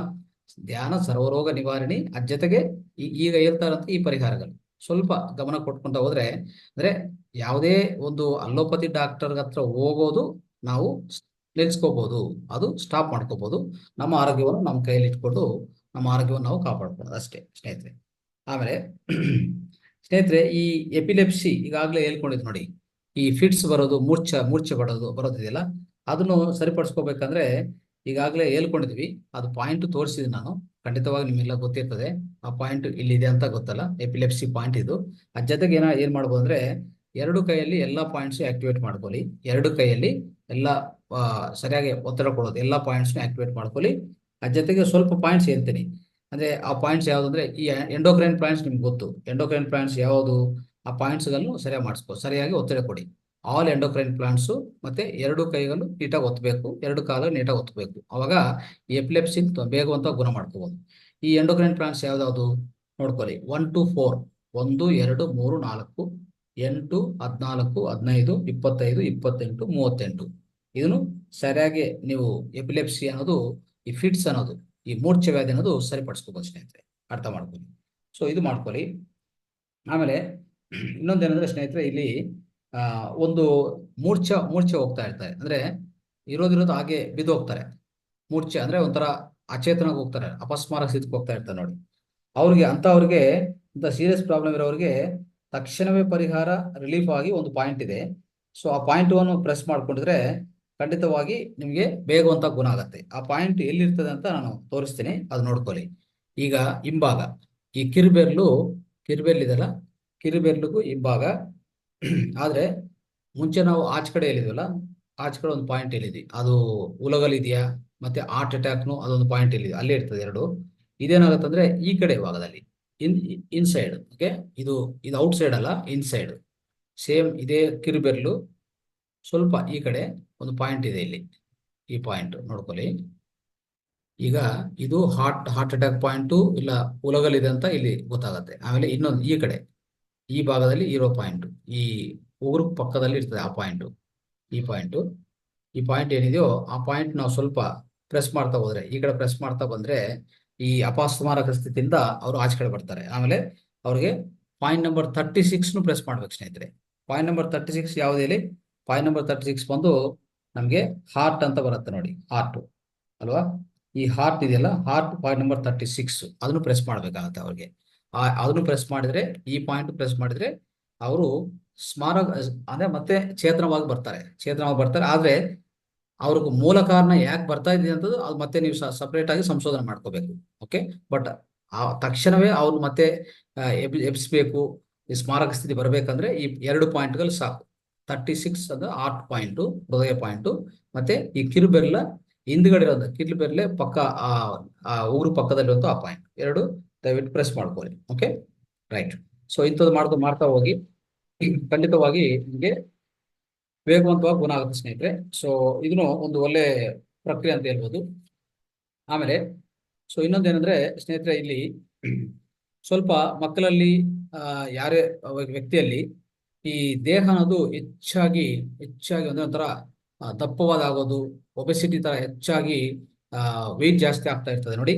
ಅಂತವ್ರೆಲ್ಲ ಏನ್ ಮಾಡ್ಬೇಕಂದ್ರೆ ಅವ್ರಿಗೆ ಒಳ್ಳೆ ಟ್ರೀಟ್ಮೆಂಟ್ ಅಂದ್ರೆ ಪಾಯಿಂಟ್ ನಂಬರ್ 3, 4 ಅಂದ್ರೆ ಈ ಎಂಡೋಕ್ರೈನ್ ಗ್ಲ್ಯಾಂಡ್ಸು, ಅಂತಸ್ರಾವಿ ಗ್ರಂಥಿಗಳು ಸರಿಯಾಗಿ ಕೆಲಸ ಮಾಡ್ತಾ ಇಲ್ಲ, ಅಸಮತುಲ್ಯಗೊಳಿಸಿದ ಮೇಲೆನೆ ಒಂದು ಓವರ್ ವೆಯ್ಟ್, ಈ ನಾವೇನಂತೀವಿ ಅಂದ್ರೆ ಪೂರ್ತಿ ಶಾರ್ಟ್ ಆಗಿರ್ತದೆ ನೋಡಿ. ಅದು ಒಂದು ಹೇಳ್ಬೇಕಂದ್ರೆ ಮರಗುಜ್ಜು ಗುಜ್ಜು ಅಂತ ಹೇಳ್ತೀವಲ್ಲ, ಮರಗುಜ್ಜು ಅಂತ ಹೇಳ್ತೀವಿ. ಆತರ ಆತರ ವ್ಯಕ್ತಿಗಳಿರ್ತಾರೆ. ಇಲ್ಲಾಂದ್ರೆ ಪೂರ್ತಿ ದಪ್ಪವಾಗಿ ಆಗ್ತಾರೆ ನೋಡಿ, ಆತರ ಆಗ್ತಾ ಇರ್ತದೆ. ಅದೆಲ್ಲ ಏನಂದ್ರೆ ಈ ಪಿಟ್ಯೂಟರಿ ಪೀನಿಯಲ್ ಗ್ಲ್ಯಾಂಡ್ ಸರಿಯಾಗಿ ಕೆಲಸ ಮಾಡ್ತಾ ಇರುವಾಗ ಇದೆಲ್ಲ ಆಗೋದು. ಓಕೆ, ಅದಕ್ಕೆ ಮೂರನೇ ಪಾಯಿಂಟ್, 4ನೇ ಪಾಯಿಂಟ್, 8ನೇ ಪಾಯಿಂಟ್, 38ನೇ ಪಾಯಿಂಟ್ ಇದು ಸರಿಯಾಗಿ ಪ್ರೆಸ್ ಮಾಡ್ಕೊಂಡಿದ್ರೆ ಈ over growth of the body, over growth ಅನ್ನೋದು ಹೆಚ್ಚು ಬೆಳೆಯೋದು ಅನ್ನೋದು ಕಡಿಮೆ ಆಗ್ತದೆ ಸ್ನೇಹಿತರೆ. ಮತ್ತೆ under growth of the body ಇದೆ ಅಂದ್ರೆ ಪೂರ್ತಿ ಶಾರ್ಟ್ ಆಗಿರ್ತಾರೆ ಜನ, ತುಂಬಾ ಅಂದ್ರೆ ಮರಗುಜ್ಜು ಅಂತ ಹೇಳ್ತೀವಲ್ಲ ಆ ತರ ಇರ್ತಾರೆ ನೋಡಿ. ಅಂತವ್ರಿಗೂ ಖಂಡಿತವಾಗಿ ಈ ಎಂಡೋಕ್ರೈನ್ ಗ್ಲ್ಯಾಂಡ್ಸ್ ಎಲ್ಲ ಈ ಎಂಡೋಕ್ರೈನ್ ಗ್ಲ್ಯಾಂಡ್ಸ್ನು ಖಂಡಿತವಾಗಿ ಪ್ರೆಸ್ ಮಾಡ್ಕೊಂತ ಇರ್ಬೇಕು ಸ್ನೇಹಿತರೆ. ಎಂಡೋಕ್ರೈನ್ ಗ್ಲ್ಯಾಂಡ್ಸ್ ಈಗ ಹೇಳಿದ್ವಲ್ಲ, ಈ ಪಾಯಿಂಟ್ಸ್ 3, 4, 8, 38 ಇದು ಸರಿಯಾಗಿ ಪ್ರೆಸ್ ಮಾಡ್ಕೊಳ್ಳಿ. ಆಮೇಲೆ ಇವ್ರು ಏನ್ ಮಾಡ್ಬೋದು ಅಂದ್ರೆ ಪ್ರತಿ ದಿವಸ 4 ಗ್ಲಾಸಿಂದ 2 ಗ್ಲಾಸ್ ಮಾಡಿರುವಂತ ಚಾರ್ಜ್ ವಾಟರ್ ಕುಡಿಬೇಕು ಸ್ನೇಹಿತರೆ. ಯಾರು ಈ ಅಂಡರ್ ಗ್ರೋತ್ ಅವರು 2 ಗ್ಲಾಸು ಈ ಚಾರ್ಜ್ ವಾಟರ್ ಕುಡಿಬೇಕಾಗತ್ತೆ. ಕುಡಿದ್ರೆ ತುಂಬಾ ಉತ್ತಮ ಪರಿಹಾರ ಸಿಗತ್ತೆ ಅವರಿಗೆ, ಅರ್ಥ ಮಾಡ್ಕೊಳ್ಳಿ. ಆಮೇಲೆ ಸೊ 2ರಿಂದ 3 ಗ್ಲಾಸು ಇದು ಯಾವುದು 3 ಕಪ್ಸು ಗ್ರೀನ್ ಜ್ಯೂಸು ಚೆನ್ನಾಗಿ ಕುಡಿಬೇಕಾಗತ್ತೆ. ಅವರು ಚೆನ್ನಾಗಿ ಕುಡಿಬೇಕಾಗತ್ತೆ. ಅದಕ್ಕೂ ಜೇನುತುಪ್ಪ ಹಾಕೊಂಡು ಕುಡಿದ್ರೆ ಒಳ್ಳೇದೇ ಸ್ನೇಹಿತರೆ. ಸೊ ಆಮೇಲೆ ಇಂಥದ್ದೆಲ್ಲ ಮಾಡ್ಕೊಂಡ್ರೆ ಇದೆಲ್ಲ ನಿಮಗೆ ಒಳ್ಳೆ ಪರಿಹಾರ. ಆಮೇಲೆ ಅವ್ರ ಒಳಗಡೆ ಯಾವುದೇ ಹುಳಗಳಿದ್ರೆ ಹುಳಗಳು ತೆಗಿಬೇಕು, ಅದರಿಂದನೂ ಅವ್ರಿಗೆ ಇಂಥದ್ದೆಲ್ಲ ಉಂಟಾಗ್ತದೆ ಸ್ನೇಹಿತರೆ. ಸೊ ಇದೆಲ್ಲ ಮಾಡ್ಕೋಬೇಕಾಗತ್ತೆ. ಇನ್ನೊಂದು, ಯಾವುದೇ ರೀತಿಯಲ್ಲಿ ಈ ಮರಗುಜ್ಜಿರುವಂತ ಇಂಥ ವ್ಯಕ್ತಿ ಅಂದ್ರೆ ಅಂಡರ್ ಗ್ರೋತ್ ಇರುವಂತ ವ್ಯಕ್ತಿಗಳು, ಸೊ ನೋಡ್ಕೊಳ್ಳಿ, ಅವ್ರಿಗೆ ಬ್ಯಾಡ್ ಹ್ಯಾಬಿಟ್ಸ್ ಅಂದ್ರೆ ಏನು? ಈ ಸೆಮೆನ್ ಹೆಚ್ಚಾಗಿ ಕಲಿಸೋದು ಆಚ ಕಡೆ ಯಾವ ತರ ಕಲಿಸ್ತಾ ಇರ್ತಾರೆ. ಈ ಲೇಡೀಸ್ಗಾದ್ರೆ ಹೆಚ್ಚು ಡಿಸ್ಚಾರ್ಜ್ ಆಗ್ತಾ ಇರ್ತದೆ, ಜೆಂಟ್ಸ್ಗಾದ್ರೆ ಈ ಅಸ್ತಮ ಇದ್ರ ಮಾಡ್ತಾ ಇರ್ತಾರೆ. ಅದೆಲ್ಲ ತೆಗೆದಾಕ್ಬೇಕು ಸ್ನೇಹಿತರೆ. ಅದೆಲ್ಲ ತೆಗೆದಾಕಿದ್ರೆ ಈ ಪ್ರಾಬ್ಲಮ್ಸ್ ಇಂದ ಬೇಗ ಆಚ ಕಡೆ ಬರ್ಬೋದು ಅವರು, ಅರ್ಥ ಮಾಡ್ಕೊಳ್ಳಿ. ಆಮೇಲೆ ರೆಗ್ಯುಲರ್ ಎಕ್ಸರ್ಸೈಸ್ ಮಾಡ್ತಾ ಇರಬೇಕು. ಆಮೇಲೆ ಹೆಚ್ಚು ಈ ಸೂರ್ಯನ ಬೆಳಕು ನಾವು ತಗೋಬೇಕಾಗತ್ತೆ. ಆಮೇಲೆ ಪ್ರಾಣಾಯಾಮಗಳು ಈಗಾಗಲೇ ನಾವು ಹೇಳ್ಕೊಂಡು ಪ್ರಾಣಾಯಾಮ ಇದೆಲ್ಲ ಚೆನ್ನಾಗಿ ಮಾಡ್ಕೊಂತ ಹೋದ್ರೆ ಈ ಅಂಡರ್ ಗ್ರೋತ್ ಅಂದ್ರೆ ಈ ದೇಹ ಪೂರ್ತಿ ಚಿಕ್ಕದಾಗೋದು ಅಂದ್ರೆ ಪೂರ್ತಿ ಮರಗುಜ್ಜು ತರ ಇರೋದೆಲ್ಲ ನಾವು ಅದೆಲ್ಲ ಅವಾಯ್ಡ್ ಮಾಡ್ಕೋಬಹುದು ಸ್ನೇಹಿತರೆ. ಆಮೇಲೆ ಇನ್ನೊಂದು, ನಮ್ಮ ಮಕ್ಕಳಲ್ಲಿ ಹೈಟ್ ಅಂದ್ರೆ 23 ವರ್ಷವರೆಗೂ ಮಕ್ಕಳು ಹೈಟ್ ಬೆಳೀತಾ ಇರ್ತಾರೆ ಸ್ನೇಹಿತರೆ. ಅಂದ್ರೆ ಎತ್ತರ ಅನ್ನೋದು, ಈ ಹೈಟ್ ಅನ್ನೋದು 23 ವರ್ಷವರೆಗೂ ಸಾಧ್ಯವಿದೆ ಯಾವುದೇ ಮಕ್ಕಳಿಗೆ. ಓಕೆ, ಆದ್ರೆ ನಾವು ಸ್ವಲ್ಪ ಈ ಪರಿಹಾರಗಳು ಇದೆಲ್ಲ ಪಾಲನೆ ಮಾಡಿಕೊಂಡ್ರೆ ಖಂಡಿತವಾಗಿ ಅವ್ರ ಹೈಟ್ ಅನ್ನೋದು ಇನ್ಕ್ರೀಸ್ ಮಾಡ್ಕೋಬಹುದು ಸ್ನೇಹಿತರೆ. ಹೈಟ್ ಅನ್ನೋದು ಅದು ಖಂಡಿತವಾಗಿ ಕಾಪಾಡ್ಕೋಬಹುದು ನೋಡಿ. ಇದೇನಾಗತ್ತೆ ಅಂದ್ರೆ ಯಾವುದೇ ಪೇರೆಂಟ್ಸ್ ಅನ್ನೋರು ಅವ್ರು ಎತ್ತರವಾಗಿಲ್ಲ, ನಮ್ಮ ಮಕ್ಕಳು ನಮ್ಮ ತರ ಇರ್ತಾರೆ ಅಂತ ನಾವು ಅನ್ಕೊಂತಾ ಇರ್ತೀವಿ ಅಷ್ಟೇ. ಅದಕ್ಕೂ ಈ ಪರಿಹಾರಗಳಿದೆ. ಏನಂತಂದ್ರೆ, ನೀವು ಕಮ್ಮಿ ಹೈಟ್ ಇದ್ರೂ ಮಕ್ಕಳು ಬೆಳಿಬೇಕಂದ್ರೆ, ನಿಮ್ಗಿಂತ ಹೆಚ್ಚು ಹೈಟ್ ಆಗ್ಬೇಕಂದ್ರೆ ಅದು ಸಾಧ್ಯವಾಗತ್ತೆ. ಯಾವ ತರ ಸಾಧ್ಯವಾಗತ್ತಂದ್ರೆ, ಸ್ವಲ್ಪ ಪಾಯಿಂಟ್ಸ್ಗಳು ಹಾಕೋದ್ರಲ್ಲಿ ಸರಿಯಾಗಿ ಪಾಲನೆ ಮಾಡಿದ್ರೆ ಸಾಕು ಸ್ನೇಹಿತರೆ. ಸೊ ಅವಾಗ ಎಷ್ಟು ವರ್ಷವರೆಗೂ? 23 ವರ್ಷವರೆಗೂ ಅವ್ರು ಸಾಧ್ಯವಿದೆ, ಅರ್ಥ ಮಾಡ್ಕೊಳ್ಳಿ. ಅದಕ್ಕೆ ಏನ್ ಮಾಡ್ಬೇಕಂದ್ರೆ ಈ ಟ್ರೀಟ್ಮೆಂಟ್ ನೋಡ್ಕೊಳ್ಳಿ. ಪಾಯಿಂಟ್ ನಂಬರ್ಸು 3ರಿಂದ 8, ಮತ್ತೆ 11ರಿಂದ 15, ಮತ್ತೆ 25, 28, 38 ಇದು 15 ವರ್ಷ ಕೆಳಗಿರುವಂತ ಮಕ್ಕಳು ಪ್ರೆಸ್ ಮಾಡ್ಕೋಬೇಕಾದ್ರೆ ಪಾಯಿಂಟ್ಸ್, ಅರ್ಥ ಮಾಡ್ಕೊಳ್ಳಿ. ಆಮೇಲೆ ಅವ್ರೇನ್ ಮಾಡ್ಬೇಕಂದ್ರೆ ಈ 2 ಗ್ಲಾಸಿಂದ 1 ಗ್ಲಾಸ್ ಮಾಡಿರೋಂತ ಈ ಚಾರ್ಜ್ ವಾಟರ್ ಸ್ನೇಹಿತರೆ, ಚಾರ್ಜ್ ವಾಟರ್ ಅದು 7ರಿಂದ 8 ಏಜ್ ಇರೋಂಥವ್ರಿಗೆ ಇಂಥ ವಾಟರ್ ಕೊಡಿ. ಆಮೇಲೆ 4 ಗ್ಲಾಸಿಂದ 2 ಗ್ಲಾಸ್ ಮಾಡಿರ್ತೀವಿ ನೋಡಿ, ಅವ್ರಿಗೆ ಇನ್ನು ಬೇರೆ ಏಜ್ ಇರೋರಿಗೆ ಅದು ಕೊಡಿ. ಬೇರೆ ಅಂದ್ರೆ ಇನ್ನು ಹೆಚ್ಚು ಈ 7ರಿಂದ 8 ವರ್ಷಕ್ಕಿಂತ ಮೇಲಿರೋರಿಗೆ 4 ಗ್ಲಾಸಿಂದ 8 ಗ್ಲಾಸ್ ಮಾಡಿರ್ತೀವಿ ನೋಡಿ ಚಾರ್ಜ್ ವಾಟರ್, ಅದು ಕುಡಿಬೇಕು ಅವರು. ಖಂಡಿತವಾಗಿ ಅವ್ರಿಗೆ ಒಳ್ಳೇದಾಗತ್ತೆ ಸ್ನೇಹಿತರೆ. ಅಂದ್ರೆ ಹೈಟ್ ಹೆಚ್ಚು ಮಾಡ್ಕೊಳಕ್ಕೆ ಚಾನ್ಸ್ ಇದೆ. ಆಮೇಲೆ ನೋಡಿ, ಡೈಲಿ ಪ್ರತಿ ದಿವಸ 75ರಿಂದ 100 ಗ್ರಾಮ್ಸು ಈ ಸ್ಪ್ರೌಟೆಡ್, ಈ ಏನ್ ಹೇಳ್ತೀವಿ ನಾವು, ಈ ಮೂಂಗ್ ದಾಲು ಚನಾ ದಾಲ್ ಇದೆಲ್ಲ, ಅದು ಸ್ಪ್ರೌಟೆಡ್ ಪಲ್ಸಸ್ ಅಂತ ಹೇಳ್ತೀವಿ. ಅಂದ್ರೆ ಈ ಸ್ಪ್ರೌಟ್ ಆಗಿರುವಂತ ಈ ಬೆಳೆಕಾಳುಗಳಿದೆಯಲ್ಲ, ಅವು ಕಂಪಲ್ಸರಿ ಅವರು ಸಂಗ್ರಹಿಸ್ಕೋಬೇಕಾಗತ್ತೆ, ಅಂದ್ರೆ ಸೇವನೆ ಮಾಡ್ಬೇಕಾಗತ್ತೆ. ಅದು ಸೇವನೆ ಮಾಡಿದ್ರೆ ಅದನ್ನು ಏನಂದ್ರೆ ಚೆನ್ನಾಗಿ ಜಗ್ದು ತಿನ್ಬೇಕು. ಅದಕ್ಕೆ ಸ್ವಲ್ಪ ಏನ್ ಮಾಡ್ಬೇಕಂದ್ರೆ ಈ ಜಾಗ್ರಿ ಅಂದ್ರೆ ಬೆಲ್ಲ ಸೇರಿಸ್ಕೊಂಡು ತಿನ್ನೋದು ತುಂಬಾ ಉತ್ತಮ. ಇಂಥ ಮಕ್ಕಳು ಅಂದ್ರೆ ಹೈಟ್ ಜಾಸ್ತಿ ಬೆಳಿಬೇಕಂದ್ರೆ ಇದೊಂದು ಪರಿಹಾರ. ಓಕೆ, ದಯವಿಟ್ಟು ಇದು ಈ ಸ್ಪ್ರೌಟೆಡ್ ಪಲ್ಸಸ್ ಕೊಡಿ. ಸ್ಪ್ರೌಟೆಡ್ ಪಲ್ಸ್ ಅಂದ್ರೆ ಈ ಹೇಳ್ತೀವಲ್ಲ, ಈ ಆ ಮೂಲಗಳು ಅಂತ ಹೇಳ್ತೀವಿ ಅದ್ರ ಅಂಥದ್ದು ಸ್ಪ್ರೌಟೆಡ್ ಪಲ್ಸಸ್ ಕೊಡಿ. ಸ್ಪ್ರೌಟೆಡ್ ಪಲ್ಸಸ್ ಅದ್ರ ಜೊತೆಗೆ ಸ್ವಲ್ಪ ಜಾಗ್ರಿ ಅಂದ್ರೆ ಈ ಬೆಲ್ಲ ಸೇರಿಸ್ಕೊಡಿ. ಒಂದು 75 ಇಂದ 100 ಗ್ರಾಮ್ಸ್ ಪ್ರತಿ ದಿವಸ ಆ ಥರ ಸ್ವಲ್ಪ ಕೊಟ್ಟಿದ್ರೆ ಅವ್ರಿಗೆ ಸ್ವಲ್ಪ ಹೈಟ್ ಅನ್ನೋದು, ಎತ್ತಡ ಅನ್ನೋದು ಖಂಡಿತವಾಗಿ ಆಗುವಂತ ಅವಕಾಶ ಇದೆ. ಆಮೇಲೆ ಈ ಗ್ರೀನ್ ಜ್ಯೂಸ್ ಅಷ್ಟೇ, 1 ರಿಂದ 2 ಕಪ್ ಗ್ರೀನ್ ಜ್ಯೂಸು ಡೈಲಿ ಸೇವನೆ ಮಾಡಿದ್ರೆ ಖಂಡಿತವಾಗಿ ಅದರಲ್ಲಿ ಏನಂದ್ರೆ ಕ್ಯಾರೆಟ್ ಮತ್ತೆ ಸ್ವಲ್ಪ ಜಿಂಜರು ಪ್ಲಸ್ ಸ್ವಲ್ಪ ಹಾನಿ ತುಪ್ಪ ಅಂದ್ರೆ ಜೇನುತುಪ್ಪ ಆ್ಯಡ್ ಮಾಡಿಕೊಂಡು ಈ ಗ್ರೀನ್ ಜ್ಯೂಸ್ ಕುಡಿಯೋದು ಅವ್ರಿಗೆ ತುಂಬಾ ಉತ್ತಮ. ಆಮೇಲೆ ಎಕ್ಸಸೈಸಸ್ ಖಂಡಿತವಾಗಿ ಮಾಡ್ಬೇಕು ಅವರು. ಒಂದು ಎಕ್ಸಸೈಸ್ ಮಾಡ್ಬೇಕು ಸ್ನೇಹಿತರೆ, ಅದೇನಂತಂದ್ರೆ ಈ ಸ್ಪೈನಲ್ ಕಾರ್ಡ್ ಸಂಬಂಧ ಎಕ್ಸಸೈಸ್ ನಾನು ತೋರಿಸಿದ್ದೀನಿ. ಏನಂತ ಅದು ಯಾವ ತರ ಮಾಡ್ತೀರಿ ಅಂದ್ರೆ, ಈ ಸಯಾಟಿಕ ನರ್ವ್ ಮಾಡಿದ್ವಿ ನೋಡಿ, ಈ ತರ ಪೂರ್ತಿ ಬೆಂಡ್ ಆಗಿ ಹಿಂದ್ಗಡೆ ಹೋಗ್ತೀವಿ, ಮತ್ತೆ ಮುಂದ್ಗಡೆ ಬರ್ತೀವಿ ನೋಡಿ, ಪೂರ್ತಿ ನಮ್ಮ ಪಾದಗಳು ಟಚ್ ಮಾಡೋದು, ಹಿಂದ್ಗಡೆ ಪೂರ್ತಿ ಹೋಗೋದು ಮತ್ತೆ ಮುಂದ್ಗಡೆ ಪೂರ್ತಿ ಬರೋದು, ಅದು ಸಯಾಟಿಕ ನರ್ವ್ಗೋಸ್ಕರ ಈ ತರ ಬೆಂಡ್ ಆಗಿ ಮಾಡ್ತೀವಲ್ಲ ಈ ತರ. ಓಕೆ, ಸೊ ಆ ಎಕ್ಸಸೈಸು ಸ್ವಲ್ಪ ಒಂದು 5-6 ಸರಿ ಮಾಡ್ಬೇಕಾಗತ್ತೆ. ಮಕ್ಕಳು ಮಾಡಿದ್ರೆ ಈ ಹೈಟ್ ಇನ್ಕ್ರೀಸ್ ಆಗ್ಬೇಕಂತ ಅನ್ಕೊಂಡ್ರೆ ತುಂಬಾ ಅದು ಸಹಾಯ ಆಗತ್ತೆ ಸ್ನೇಹಿತರೆ. ಓಕೆ, ಅದು ನೋಡ್ಕೊಳ್ಳಿ. ಈ ಜಾಗಿಂಗು, ಸ್ವಿಮ್ಮಿಂಗು, ಯೋಗ ಮಾಡೋದು ಇದೆಲ್ಲ ಮಾಡ್ಬೇಕಾಗತ್ತೆ. ಆಮೇಲೆ ಯಾವುದೇ ಕಾರಣಕ್ಕೆ ನೋಡಿ, ಇಂಥ ಮಕ್ಕಳು ಹೈಟ್ ಬೆಳಿಬೇಕಂದ್ರೆ ಅವರು ಈ ಅಸ್ತಮೈದನ ಅದೆಲ್ಲ ಮಾಡಬಾರ್ದು. ಓಕೆ, ಅಸ್ತಮೈದನ ಮಾಡಿದ್ರೆ ಖಂಡಿತವಾಗಿ ಬೆಳೆಯಲ್ಲ ಅವರು. ಆಮೇಲೆ ಈ ಹೆಣ್ಮಕ್ಳಿಗೆ ಏನಂದ್ರೆ ರೆಗ್ಯುಲರ್ ಮೆನ್ಸಸ್ ಅಂದ್ರೆ ಈ ಕ್ರಮವಾದ ಋತುಕ್ರಮ ಸರಿಯಾಗಿ ಇಟ್ಕೋಬೇಕು. ಅವಾಗ ಹೈಟ್ ಬೆಳೆಯೋದು ಖಂಡಿತವಾಗುತ್ತೆ ಸ್ನೇಹಿತರೆ.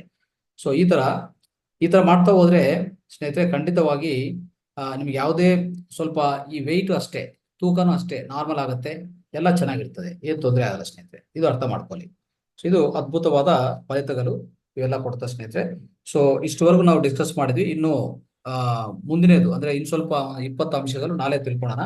ಕೊನೆಯದಾಗಿ ಇವತ್ತಿನ ಕಾರ್ಯಕ್ರಮದಲ್ಲಿ ಈ ಸಮಗ್ರ ಜೀವನಶೈಲಿ ಭಾಗದಲ್ಲಿ ಇನ್ನೊಂದು ಅಂಶ ಏನಂದ್ರೆ, ಎಮರ್ಜೆನ್ಸಿ ಇರುವಾಗ ಏನ್ ಮಾಡ್ಬೇಕು, ಆ ಎಮರ್ಜೆನ್ಸಿಗೋಸ್ಕರ ಒಂದು ತಿಳ್ಕೊಂಡು ಇನ್ನು ಮನೆ ಮದ್ದು ತಿಳ್ಕೊಂಡು ಇವತ್ತಿನ ಕಾರ್ಯಕ್ರಮ ಕ್ಲೋಸ್ ಮಾಡೋಣ ಸ್ನೇಹಿತರೆ.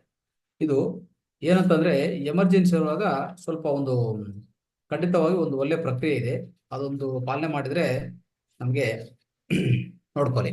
ಈ ಎಮರ್ಜೆನ್ಸಿ ಇದ್ರೆ, ಯಾವಾಗ ಎಮರ್ಜೆನ್ಸಿ ಆಗಿದೆ, ಅವರು ಉಸಿರಾಟಕ್ಕೆ ಕಷ್ಟ ಆಗ್ತಾ ಇದೆ, ಬಿದ್ದೋಗಿದ್ದಾರೆ, ಅನ್ಕಾನ್ಶಿಯಸ್ ಆಗಿದ್ದಾರೆ, ಯಾವುದೇ ಒಂದು ಬ್ರೈನ್ ಸ್ಟ್ರೋಕ್ ಆಗಿದೆಯೋ ಇಲ್ಲ ಹಾರ್ಟ್ ಸ್ಟ್ರೋಕ್ ಆಗಿದೆಯೋ ಗೊತ್ತಿಲ್ಲ, ಸೊ ಪೂರ್ತಿ ಬಿದ್ದೋಗಿದ್ದಾರೆ ಅಲ್ವಾ, ಅವ್ರು ಎಬ್ಸ್ತಾ ಇಲ್ಲ, ಅವ್ರು ಆದ್ರೆ ಎಬ್ಸಕ್ಕೆ ಸಾಧ್ಯವೇ ಇಲ್ಲ. ಅವಾಗ ಯಾವುದೇ ಹೆಚ್ಚು ಭಯಪಡೋದು ಬೇಡ, ಸ್ವಲ್ಪ ಟ್ರೀಟ್ಮೆಂಟ್ಸು ಕೊಡೋಕೆ ಪ್ರಯತ್ನ ಮಾಡಿ. ಏನಂತಂದ್ರೆ ಅವನು ಈ ನೇಲ ಮೇಲೆ ಮಲಗಿಸಿ, ಇಲ್ಲಾಂದ್ರೆ ಬೆಡ್ ಮೇಲೆ ಮಲಗಿಸಿ, ನೀಟಾಗಿ ಮಲಗಿಸಿದ ಮೇಲೆ ತಕ್ಷಣ ಏನ್ ಮಾಡ್ಬೇಕಂದ್ರೆ 36ನೇ ಪಾಯಿಂಟ್ ಪ್ರೆಸ್ ಮಾಡಿ ಸ್ನೇಹಿತರೆ. ಅದೊಂದು 2 ನಿಮಿಷ ಚೆನ್ನಾಗಿ ಪ್ರೆಸ್ ಮಾಡ್ತಾ ಹೋಗಿ 36ನೇ ಪಾಯಿಂಟ್. ಅದೊಂದು ಆತರ ಒಂದು 5 ಮಿನಿಟ್ಸ್ ಆದ್ಮೇಲೆ ಮತ್ತೆ ರಿಪೀಟ್ ಮಾಡಿ. ಅಂದ್ರೆ ಒಂದು ಸರಿ ಪ್ರೆಸ್ ಮಾಡುವಾಗ 2 ನಿಮಿಷ ನಿರಂತರ ಮಾಡಿ, ಆಮೇಲೆ ಸ್ಟಾಪ್ ಮಾಡಿ, ಮತ್ತೆ ಒಂದು 5 ಮಿನಿಟ್ಸ್ ಆದ್ಮೇಲೆ ಮತ್ತೆ ಮಾಡಿ. ಸೊ ಇದು ಏನಾಗ್ತದೆ ಅಂದ್ರೆ ಒಂಥರ ಹಾರ್ಟ್ ಪಂಪ್, ಈ ಹಾರ್ಟ್ ಇದೆಲ್ಲ ಹೃದಯ, ಅದಕ್ಕೊಂದು ಪಂಪ್ ತರ ಕೆಲಸ ಮಾಡತ್ತೆ.